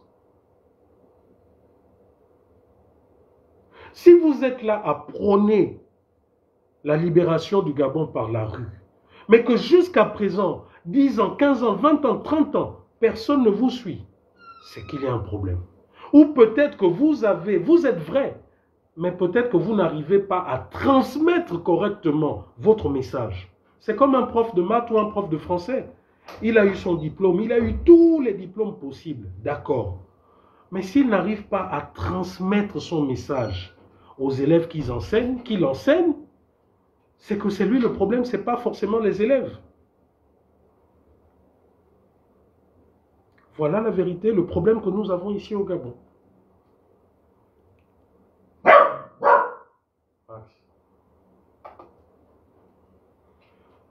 Je vous dis, nous avons des théoriciens, mais extraordinaires, ici au Gabon, dans la résistance. En fait, nous avons des théoriciens. Et moi, je vous dis, je ne le cache pas, je me reconnais dans beaucoup. Je me reconnais dans le langage de M. Mangara. Quand M. Mangara dit que s'il y a 800 000, 500 000 Gabonais dans la rue, les Bongos partent, quittent le pouvoir, je dis oui et je crois à ça. Mais maintenant, que faisons-nous pour arriver à ça? Voilà le problème. Je crois également que nous pouvons chasser les Bongos par les urnes, parce que je l'ai vu au Sénégal. Récemment encore, ça a été le cas en RDC, la RDC qui a connu la guerre. La RDC qui a connu un régime de Kabila père, Kabila fils. Comme Bongo père, Bongo fils. La société civile s'est unie. Le clergé s'est uni. Kabila a senti, il a dit, la société civile a mis la pression partout, aux États-Unis, partout. Le clergé sur place a mis la pression. Kabila s'est dit, ah bon, là si je fais un passage en force, c'est pas bon, qu'est-ce que je fais? Il a négocié, il est parti. Comparativement au Gabon, qu'est-ce qui se passe? Société civile désunie, les hommes de Dieu, les hommes en Christ, les églises éveillées sont à gauche, l'église catholique est à droite, chacun est dans son côté, chacun. Les hommes politiques, chacun est dans son côté. La résistance, chacun est dans son côté. Les activistes, oui, même nous, chacun est dans son côté. C'est avec ça que vous voulez un changement. Mais le PDG a de beaux jours. Le PDG a encore de beaux jours devant lui. Donc, tant que vous n'aurez pas compris ça, vous allez nous sortir toutes vos théories magnifiques ou je ne sais trop quoi. Alors, mettez des cœurs, parce que j'ai vu que ça bloquait là. Mettez des cœurs, ils vont attaquer. Ou alors couper le son, comme ils ont l'habitude de faire maintenant. Tant que nous serons, chacun estime qu'il a sa position. Et quand il a sa position, il fait tout pour dénigrer les autres. Mais non, mes frères, non, moi je dis non. Qu'est-ce qui empêche, et voilà maintenant ma chute, qu'est-ce qui empêche ces trois théories de travailler ensemble? Qu'est-ce qui empêche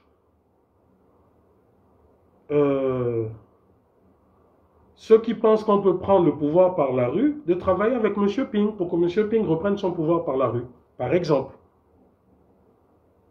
Qu'est-ce qui empêche aujourd'hui l'opposition gabonaise de dire, par exemple, de façon unanime, bon, hormis les mange-mille, de dire, par exemple, pas d'élection en 2023. Et qu'est-ce qui empêche, par exemple, aussi M. Ping lui-même de dire, pas d'élection en 2023, toute la classe politique, pas d'élection, les activistes, pas d'élection.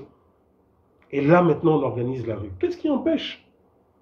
Tout simplement, je vous dis, le dialogue. Il n'y a aucun dialogue. Chacun estime que ce qu'il dit est vrai, et donc il ne peut pas parler avec Y ou alors se soumettre à la volonté des autres. Voilà la véritable, l'ego.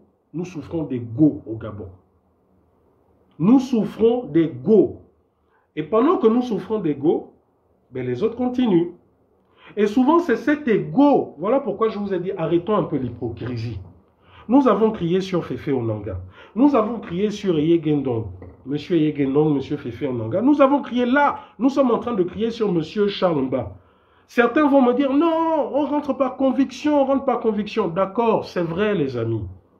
Mais quand on rentre par conviction, on attend également de ceux avec qui on est, des frères d'armes, on attend également des comportements. On attend une véritable union, on attend véritablement de l'action. Mais s'il n'y a pas d'action, il n'y a pas d'union, qu'est-ce que vous croyez?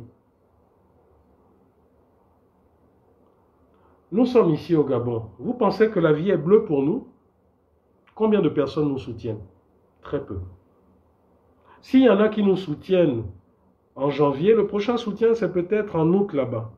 Mais si nous fléchissons par rapport à nos convictions et que nous traversons, même celui-là qui n'avait jamais liké ou partagé ta publication, celui-là deviendra ton bourreau, ton juge.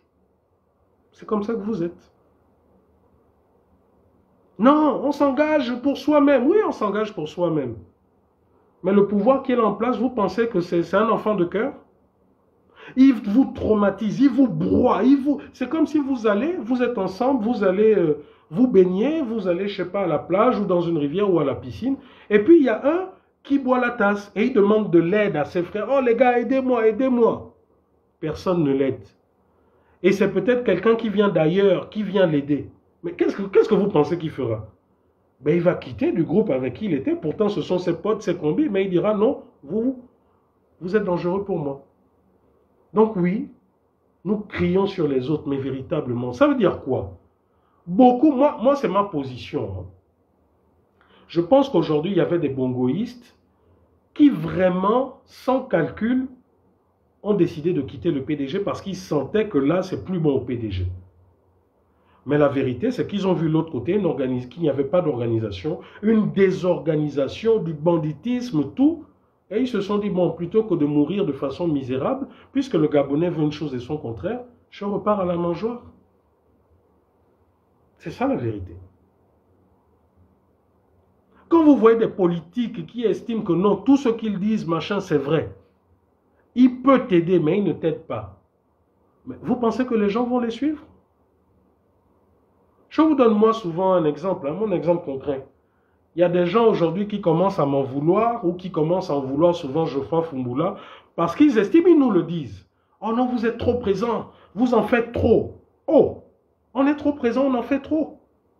Comment ça? Lorsque nous exprimons la douleur que nous vivons d'abord, nous, qui est également la douleur du voisin et du voisin du voisin et de ceci, cela, si ça a des répercussions maintenant au-delà des frontières, est-ce notre faute? Je vous le dis, hein, il y en a qui m'ont écrit. Oh non, tu en fais trop, on te voit maintenant partout, à la télé, partout. Mieux, il y en a même qui m'ont dit non, la France est derrière les bongos, si on te voit même dans les chaînes françaises, machin, c'est que non, tu es louche, tu es... Mais je dis souvent, vous êtes toc-toc, il y a quelque chose qui ne va pas souvent dans le crâne de certains. C'est parce que tout simplement, il y en a qui se sont habitués à un style de résistance. En fait, c'est devenu comme un mode de vie. C'est devenu comme un mode de vie. Voilà pourquoi j'ai adressé souvent des critiques à certains en leur disant, mes frères, la résistance, ce n'est pas derrière le clavier. Mais ça, beaucoup l'ont mal pris. Quand je parle comme ça, certains pensent que je m'adresse à tous les résistants. Non, je m'adresse souvent à certains là qui vous montrent un de ces ailes. Qui vous montrent un de ces ailes qu'en fait, vous vous dites, oui, non, lui, certainement dans sa famille, ils sont résistants de l'arrière-grand-père jusqu'au chien. Il y en a, hein, je ne dis pas tous, il y a certains là, qui sont d'un zèle, vraiment vous vous dites non, celui-là il est résistant certainement de l'arrière-grand-père jusqu'au chien. Mais quand vous regardez, non, il est résistant, caché dans une chambre, jamais on ne l'a vu quelque part. Mais c'est celui-là qui va vous insulter tout le monde, sans exception. C'est celui-là qui va s'auto-proclamer être le vrai. Mais quand je regarde, hein, par exemple, parce qu'on parle de résistance, quand je regarde Charles de Gaulle,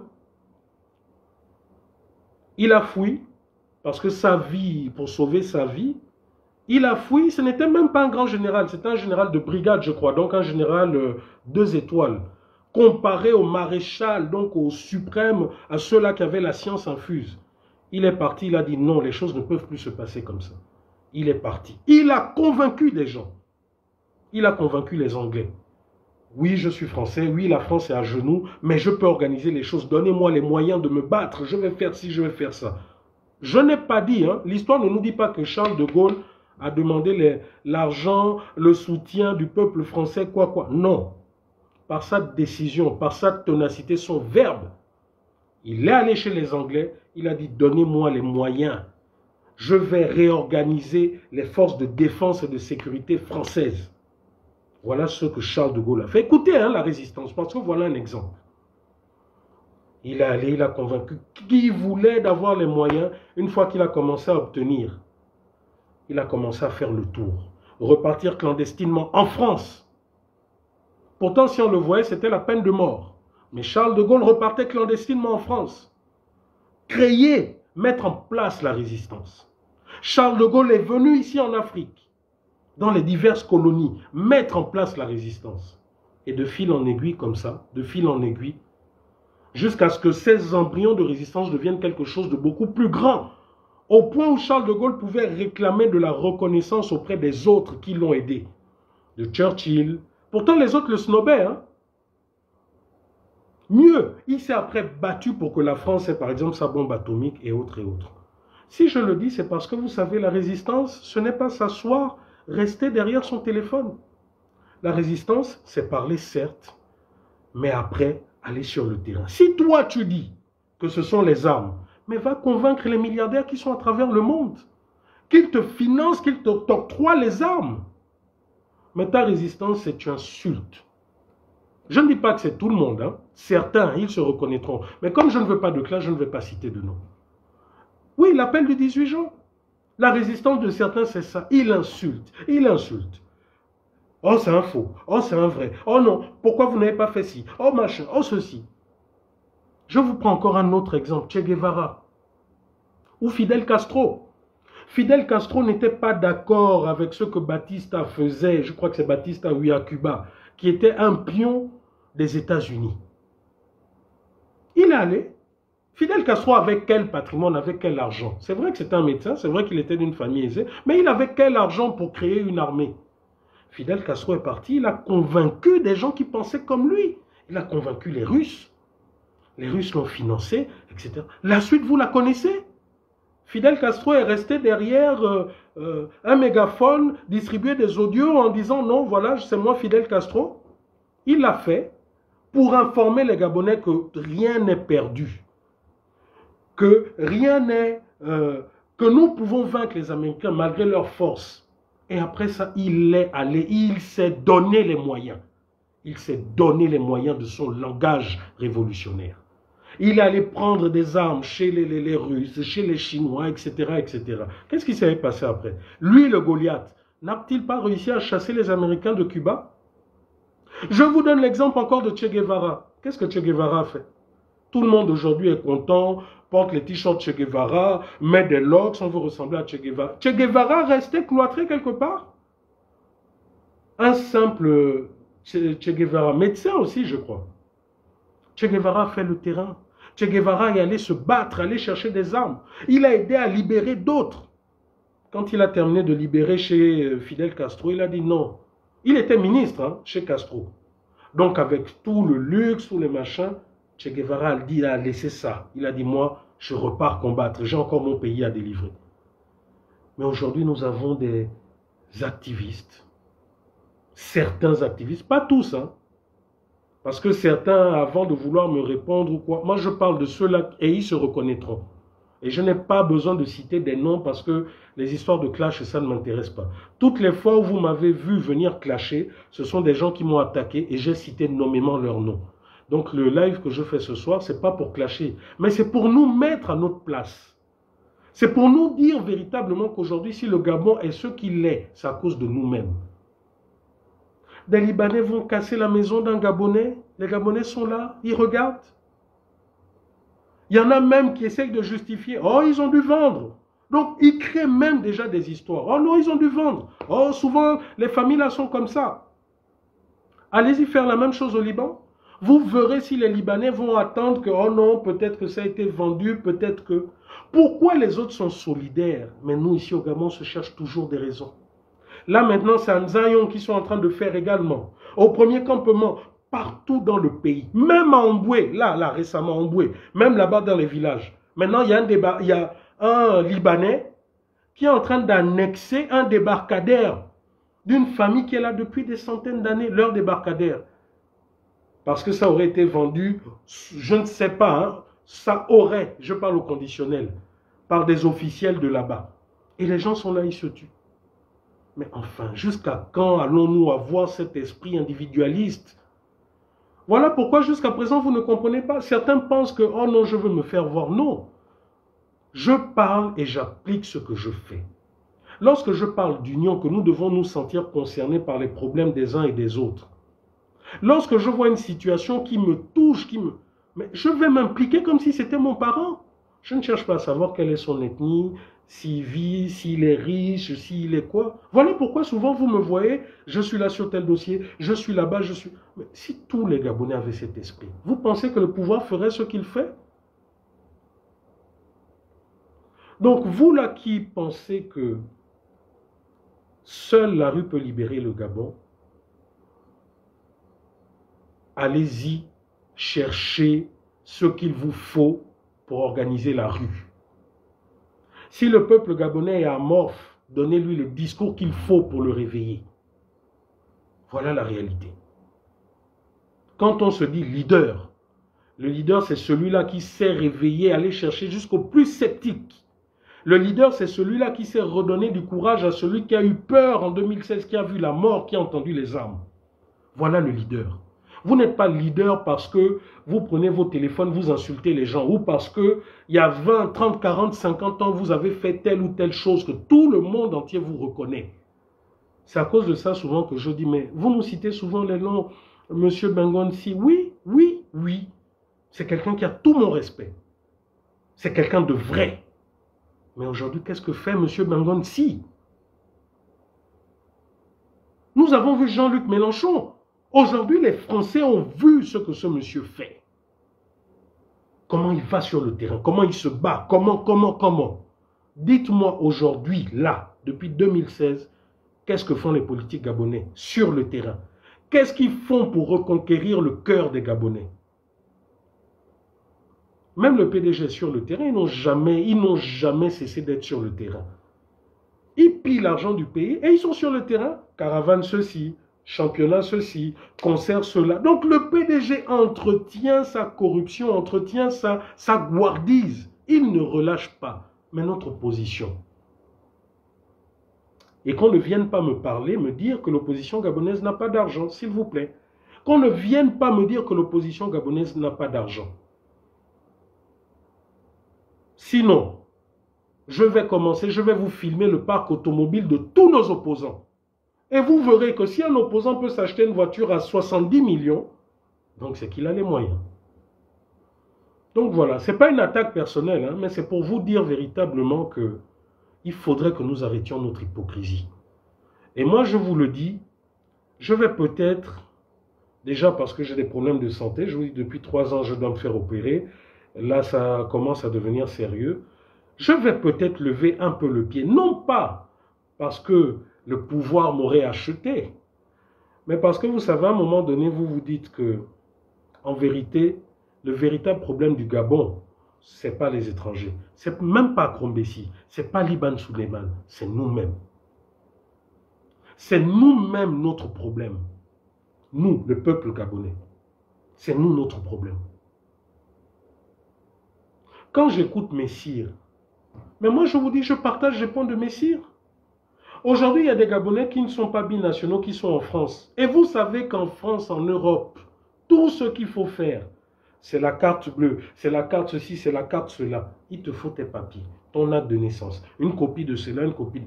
Mais si, parce que tu es un résistant, tu dis, moi je ne rentre pas à l'ambassade du Gabon, mais tu fais comment? Donc parce qu'on va te voir entrer à l'ambassade du Gabon pour faire tel ou tel papier, tu es un vendu. Mais moi aujourd'hui, il y a des fois je vais à la mairie faire des actes de naissance légalisés de mes enfants. Donc si vous me voyez aller à la mairie peut-être de Chadim ou Karim, ou à la mairie du 4, ou de je ne sais trop quoi, parce que, bon, tu peux arriver à 9 h, et puis à 10 h, tu as ton papier. Donc si vous me voyez aller là-bas faire un papier, c'est que je suis un vendu. Mais enfin, regardez jusqu'à quel niveau vous abaissez maintenant ce qu'on appelle résistance. Voilà pourquoi je dis, quand Messire parle, il dit, mais enfin, il y a des Gabonais ceci, des Gabonais ceci. Moi, je dis, oui, il a raison. Il y a des fois dans mes lives, je dis ceci. Je dis, ah, monsieur Ali Bongo, vrai ou faux, sosie ou pas, vous avez trop fait. Vous avez peut-être essayé de faire, mais vous avez lamentablement échoué. Quittez le pouvoir, partez, vous et votre famille. Mais quand je le dis, vous pensez qu'il va se lever un jour, il va prendre ses bagages et puis partir? Peut-être même qu'il est touché par le message. Comme en 2016, on nous a dit, oh non, Ali Bongo était prêt à partir. Mais qu'est-ce qu'il ne vous dit pas qu'en écoutant nos lives à un moment donné, ils se disent, oui, véritablement, je veux partir. Mais pour partir, là, mais il va vouloir négocier avec ceux-là qui veulent prendre le pouvoir. Donc, si vous voyez, par exemple, les pinguistes qui sont jusqu'au bout, si vous voyez un jour Ali Bongo qui se déplace, qui va chez Ping, vous allez dire quoi? Ping est vendu. Mais peut-être qu'il va pour négocier son départ, ses proches ou je ne sais trop quoi. Donc, c'est vrai, il y a eu du mal. Il y a eu des meurtres. Il y a eu des assassinats. Mais ça ne doit pas non plus nous empêcher d'avoir notre réflexion. Parce que moi, je vais vous dire, hein, souvent, il y en a qui font quand même un peu trop dans l'excès de zèle. Les morts au QG, là, nous avons tous eu des parents hein, là-bas. J'ai des parents qui sont en enfance qui me suivent. Je ne vais pas citer leur nom. Donc, quand il y en a qui s'approprient les morts du QG là, nous avons tous eu des parents là-bas qui ont pris soit des balles, soit qui ont été enfermés, soit qui sont en exil. Nous avons tous des parents. Donc, quand quelqu'un va dire, oui, si vous allez aux élections, c'est écraser les morts, machin. Vous savez, moi, il y a une réflexion. J'ai entendu ça il n'y a pas longtemps, et ce n'est pas un clash, pardon, un gongon, ce n'est pas un clash. Oh. Quand j'ai entendu ça une fois, je me suis dit, mais tiens, cette personne qui parle comme ça, est-ce qu'elle oublie peut-être que le père, la mère, le grand frère, l'oncle de celui qui a été tué, par exemple, là, ici au Gabon, pourquoi lui, qui est le père direct, géniteur et autres, ne prend pas son couteau, sa machette pour aller se faire justice. Il est là, non? Il attend patiemment. Peut-être que les choses évoluent pour demain après-demain demander justice. Mais pourquoi ceux qui sont là, les parents directs, vous-même vous êtes plein qui disent non, il y en a plein qui cachent à cause des représailles. Ils sont là. Quoi donc, c'est vous, souvent, les plus zélés là. C'est vous qui avez plus mal que la mère qui est ici au Gabon qui a perdu son fils. Non, les amis. Je ne mets pas tout le monde, je n'ai pas dit que c'est tout le monde. Je dis certains, les plus zélés là, ceux qui veulent montrer que ce sont eux qui sont meurtris dans leur chair. Je dis attention avec le fanatisme. Parce que si déjà vous n'avez pas le pouvoir, et c'est ce comportement que vous nous montrez, mais si demain vous prenez le pouvoir, mais vous serez pire que les bongos, hein? Voilà pourquoi je vous dis que Dieu sait ce qu'il fait. Que si jusque-là, il n'a peut-être pas permis qu'il y ait cette alternance, c'est même pas à cause des bongos, c'est à cause de nous-mêmes, c'est à cause de nos cœurs. C'est à cause de ça. C'est peut-être parce que nous ne sommes pas aussi prêts à pardonner. Quel crime, par exemple, il y a eu ici au Gabon, qu'il n'y a pas eu pire en RDC ou pire en Afrique du Sud. Nous avons vu là, il y a quelques jours encore, comment celui que tout le monde met aujourd'hui en haut, Patrice Lumumba, ce n'est pas sa famille qui est allée là-bas réceptionner sa dent. Mais quand je regarde ces zélés, c'est jusqu'au boutiste là souvent. Mais ceux-là, s'ils étaient à la place peut-être de la famille, ils auraient dit non, on ne part pas prendre la dent, on attend qu'ils soient exécutés, qu'ils aient les coups coupés. Non les amis, on est sur un terrain politique, on parle de politique, on parle d'un pays. On ne peut pas prendre nos sentiments personnels pour le répandre à l'image d'une nation. Il y a eu des crimes qui se sont passés, oui. Je le dis, Ali Bongo a du sang sur les mains, je le dis qu'ils veulent m'arrêter ou pas. C'est lui qui a donné l'ordre qu'on aille massacrer des Gabonais au QG, je le dis. Mais quand je le dis, ça met risque et péril, oui. Quand je le dis, est-ce que c'est quelqu'un qui me demande de le dire? Je le dis parce que je le crois, je le pense et les preuves sont là. Maintenant, s'il y en a qui me contestent ça, qu'ils s'assiedent en débat. Mais je refuse à qui que ce soit de m'enlever ma capacité de réfléchir. Si je refuse que la dictature en place m'impose sa manière de faire, ce ne sont pas des résistants plus, les résistants nés à l'époque des dinosaures qui vont me dicter à moi ma pensée sur le Gabon futur. Et qui vont m'empêcher de dire ce que je pense parce que j'aurais peur ou parce que des groupuscules vont m'attaquer. Parce que, vous savez, chacun de nous a un côté noir. Hein. Et moi, je vous ai dit avant, j'étais un bon bagarreur, j'aimais ça. Donc, il y en a là qui, parce qu'aujourd'hui, souvent, on est à distance. Tu m'insultes, tu machin. Tu seras peut-être surpris de me voir un jour, je suis devant toi. Et ce jour-là, je te poserai une question. Si tu ne me réponds pas, c'est peut-être des claques et des coups qui viendront. Je ne ferai pas 10 ans de prison après ça. Donc, attention au chantage des uns et des autres. Chacun de nous a ses positions. Mais la position de l'un ne doit pas venir étouffer la position de l'autre. Vous l'avez fait en 2016, ne le refaites pas en 2023. Si tu es convaincu que c'est les armes qui peuvent faire en sorte que ces gens quittent le pouvoir, il y a des milliardaires dans le pays. Va leur vendre un projet. Va leur vendre un projet. Thomas Sankara a pris le pouvoir, vous le portez aujourd'hui. Bon, moi également. Hein. Nous portons aujourd'hui Thomas Sankara en estime. Thomas Sankara a pris le pouvoir, non? Il a pris le pouvoir, il a pris ses responsabilités. Kelly Obiang a fait la même chose ici, qui l'a suivi. Je me rappelle, hein, ce jour-là, moi, ça se passait à la RTG, j'étais au niveau de la foire, en voiture, j'allais en ville. Barré, les chars complètement ne pouvaient pas avancer. Où étaient les Gabonais? Je n'ai pas vu les Gabonais, hein. Mais par contre, ce que j'ai entendu, c'était ça. Je vais vous dire ce que j'ai entendu. Il y en a qui disaient, oh, c'est les bongos qui sont derrière, qui font semblant de faire un coup pour incriminer Jean Ping. Première version. Deuxième version. Oh non, en fait, le gars s'est mal préparé. Troisième version. Oh non, en fait, c'est un coup monté. Ça, c'est maintenant les opposants. C'est un coup monté, ce n'est pas un réel coup d'État. Mais aujourd'hui, tout le monde, hein, les mêmes gens là, votre hypocrisie là, que ce soit à l'étranger ou ici au Gabon, surtout ceux qui sont ici au Gabon, combien se sont levés et sont partis? Moi, je vous parle, j'étais sur le terrain. J'allais, c'est arrivé, je déposais les enfants à l'école, après j'allais en ville, j'ai même pris des photos, j'envoyais à certains groupes avant qu'on ne coupe Internet. Et c'est ça.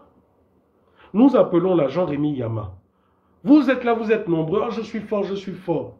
Mais votre force est où? Jean-Rémy Yama est toujours en prison. Votre force est où? Moi, je veux voir. Je suis le plus grand révolutionnaire. Je suis le plus grand activiste. Je suis. Mais la réalité du terrain, c'est autre chose. Hein. Certains n'aiment pas quand on parle terrain. Bon, certes. Mais je dis la réalité, c'est autre chose. Et quand je parle comme ça, je ne néglige pas non plus ce qui a été fait par beaucoup. Les avocats, les soutiens aux familles, etc. Non, je ne suis pas en train de dire que vous n'avez rien fait. Je ne suis pas en train de dire que vous avez été inutile, non. Je suis en train de m'adresser à ceux-là qui estiment que ils ont aujourd'hui un droit de vie et de mort sur les autres. Voilà pourquoi même à certains, excusez-moi, et je vais conclure par là,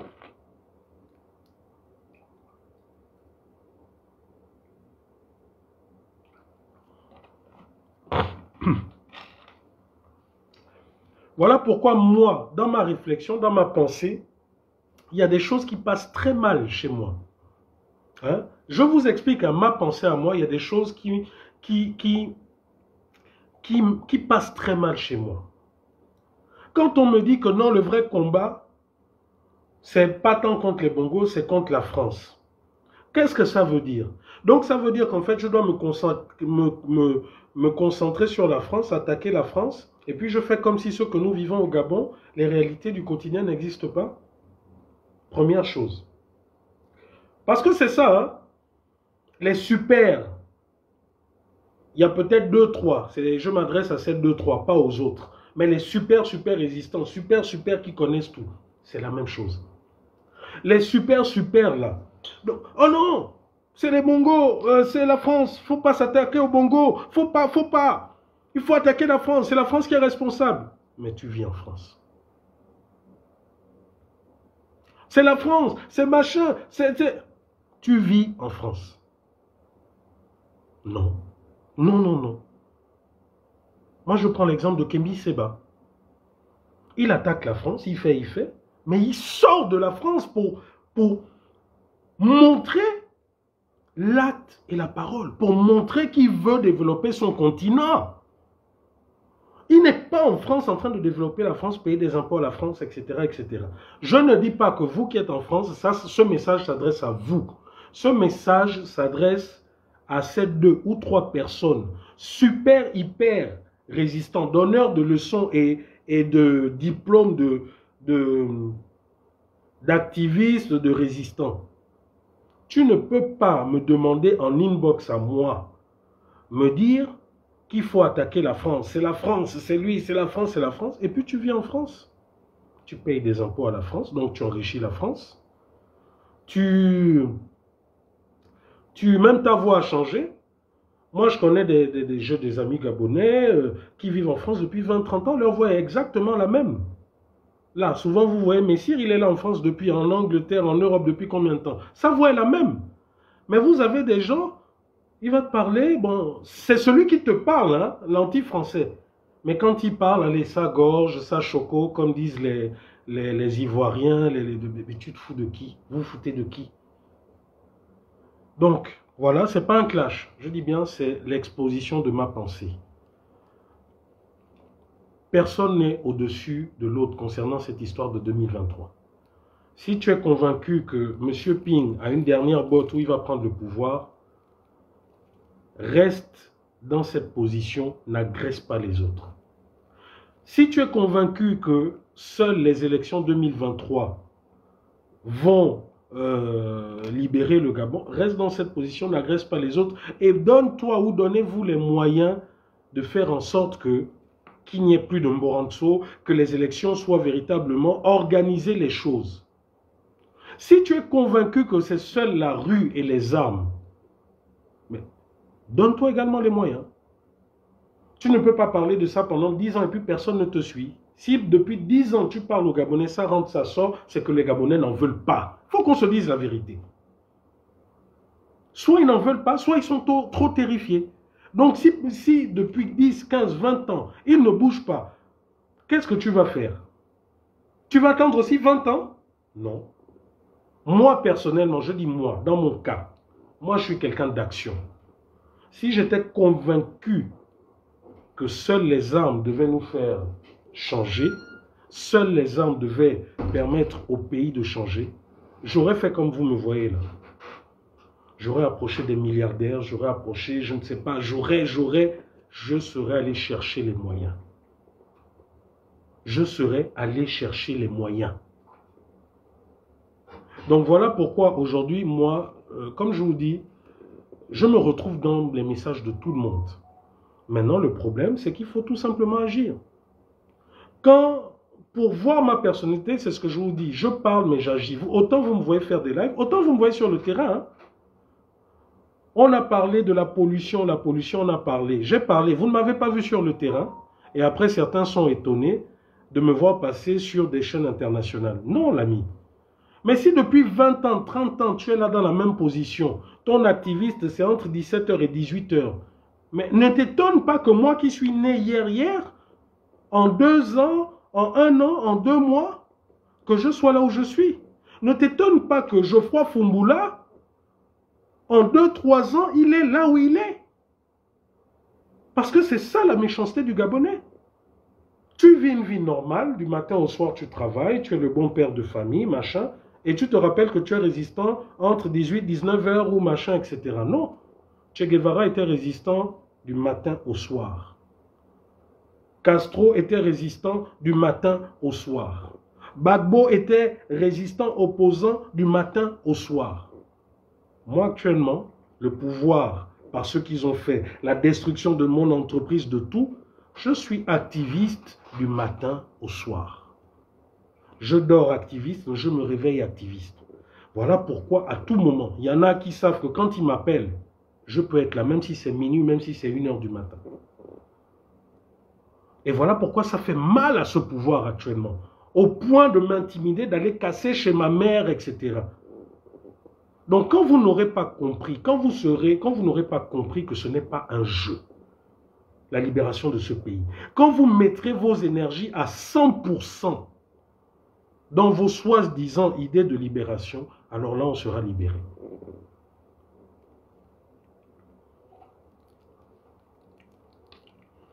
Oui, les armes ne sont pas bonnes, mais vous savez, certains se demandent peut-être pourquoi moi je dis que je ne suis pas pour la solution des armes.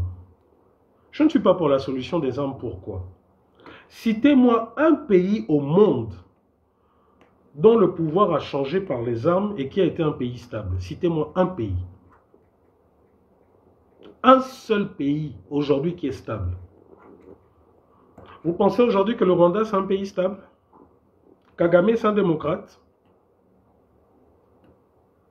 Vous pensez que Kagame c'est un démocrate? Vous pensez que la Côte d'Ivoire est stable? Dites-moi, citez-moi un pays dont il y a eu un changement de pouvoir par les armes et qui est devenu un pays stable. Kabila père a pris le pouvoir par quoi? Par les armes. Qu'est-ce qui s'est passé ensuite? Au Nigeria, combien de fois il y a eu des coups d'État? Je crois que souvent les prises de position des uns et des autres, souvent soit c'est de l'irresponsabilité, soit c'est le manque de savoir aussi. Oui. Prendre le pouvoir par la rue, ça ne nous coûte pas des milliards. Ça va coûter peut-être quelques millions pour l'organisation, pour ceci, pour cela, pour mettre en place des stratégies. Ça ne va pas coûter des milliards. Vous savez combien coûte une guerre? Beaucoup sont là, il faut les armes, il faut la guerre. Mais le même là qui parle, on ne voit pas ses parents avoir le même langage prôner la guerre, on ne le voit pas. Je n'ai pas besoin de citer des noms, vous les connaissez. Ceux-là qui prônent souvent la guerre, les armes, mais dont on ne voit pas le moindre parent devant prôner la même chose. Ceux-là qui prônent la guerre des armes. Che Guevara prenait la guerre. Fidel Castro prenait la guerre. Les archives sont là. Ils allaient faire la guerre sur le terrain. Il y en a qui prônent la guerre et qui restent cachés quelque part. Donc c'est d'autres qui vont aller à la guerre. Soyons sérieux. Donc voilà, j'ai terminé. Moi, c'était ma position. Je vous ai donné ma position. Qu'elle plaise à certains, c'est bien. Qu'elle ne plaise pas aux super grands résistants, c'est bien pour eux. Mais je dis, si je refuse la dictature, si je refuse que la dictature fasse de moi ce qu'elle veut, ne pensez pas que c'est auprès de vous que j'accepterai. Hein. Et que les épisodes où maintenant certains pensent, comme en 2014-2015, ils sont entrés dans la vie des gens, tenter de poignarder, tenter de faire ceci. Moi, je ne suis pas là, hein, je ne suis pas comme ça. Tu me dénigres, tu m'insultes. S'il faille que je vende quelque chose parce que je suis fauché pour prendre un billet d'avion, je viens te trouver là où tu es. Le monde, c'est un village. Hein. Paris, c'est 6 heures de vol. Donc, c'est-à-dire que toi qui vas te coucher à minuit, quand tu te réveilles à 6 heures, je peux être devant ta porte.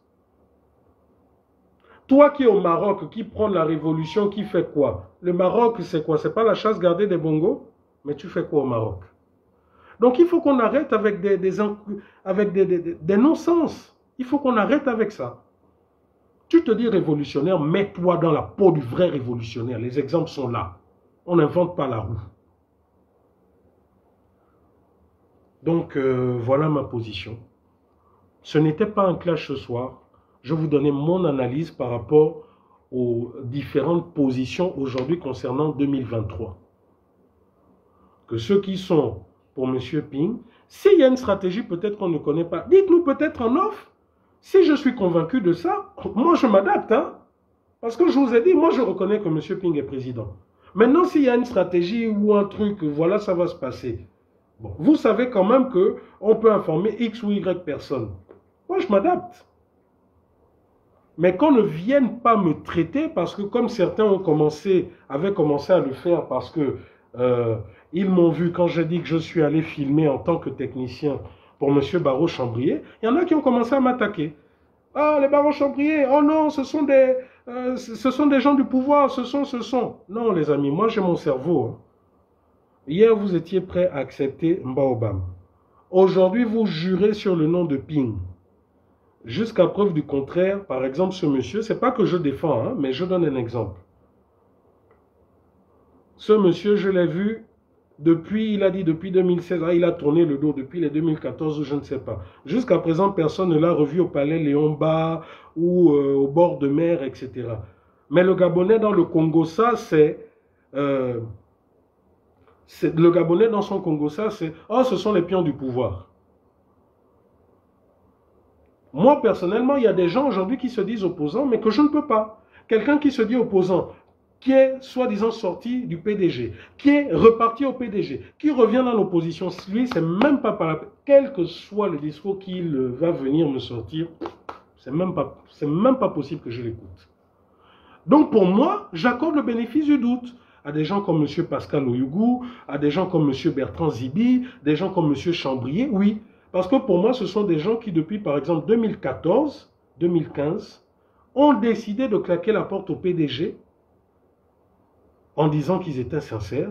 Et jusqu'à présent, on ne les a pas vus repartir. Donc pour moi, voilà par exemple des gens qui, à mes yeux, peuvent être crédibles. Mais on ne va pas vouloir venir... Non, arrêtons les amis, arrêtons. Arrêtons. On ne veut pas, on veut la démocratie pour venir jouer après les dictateurs. Il suffit que quelqu'un ouvre sa bouche pour dire tel c'est un vendu, tel c'est un corrompu, et puis voilà. Non. Moi, il n'y a pas longtemps, vous m'avez vu ouvrir la bouche. Combien de fois vous m'avez vu ouvrir la bouche pour sortir telle ou telle chose? J'ai sorti des choses dans les détails. Bon, maintenant, libre à ceux qui veulent croire ou libre à ceux qui ne veulent pas croire. Mais moi, je sais où me positionner. C'est tout. Je ne suis pas là pour polémiquer ou faire des lives pour dire tel c'est faux, tel il est vrai, tel il est... Non, je fais mon analyse, je parle et ensuite je prends ma position.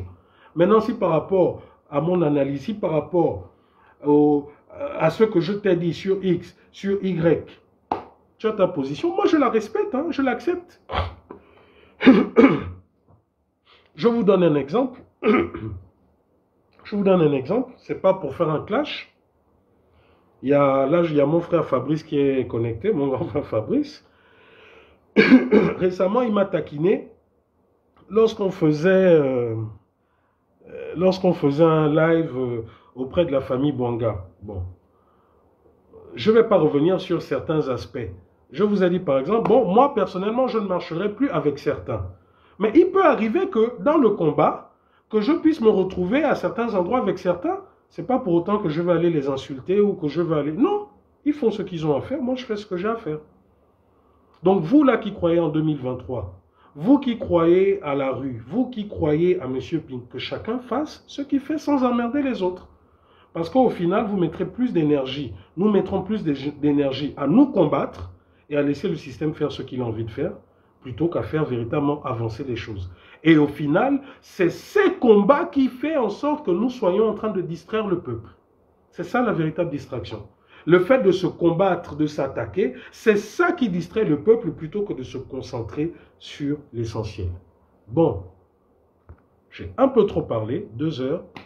Défaut des communicants. Ciao, bonsoir et bonne soirée à tous. Maintenant, pour ceux qui veulent me chammer, quoi, je ne me suis adressé à personne. Mais si quelqu'un veut m'attaquer, rassurez-vous, je n'ai pas la bouche en poche. Si quelqu'un veut m'insulter, qu'il s'assure aussi qu'il ne me trouvera jamais devant lui. Parce que pour moi, tu m'insultes, je n'irai pas devant un tribunal ou quoi. Tu vas me le redire en face et on va régler ça comme des hommes. Point barre. Hein, comment? Allez, bonne soirée à tous.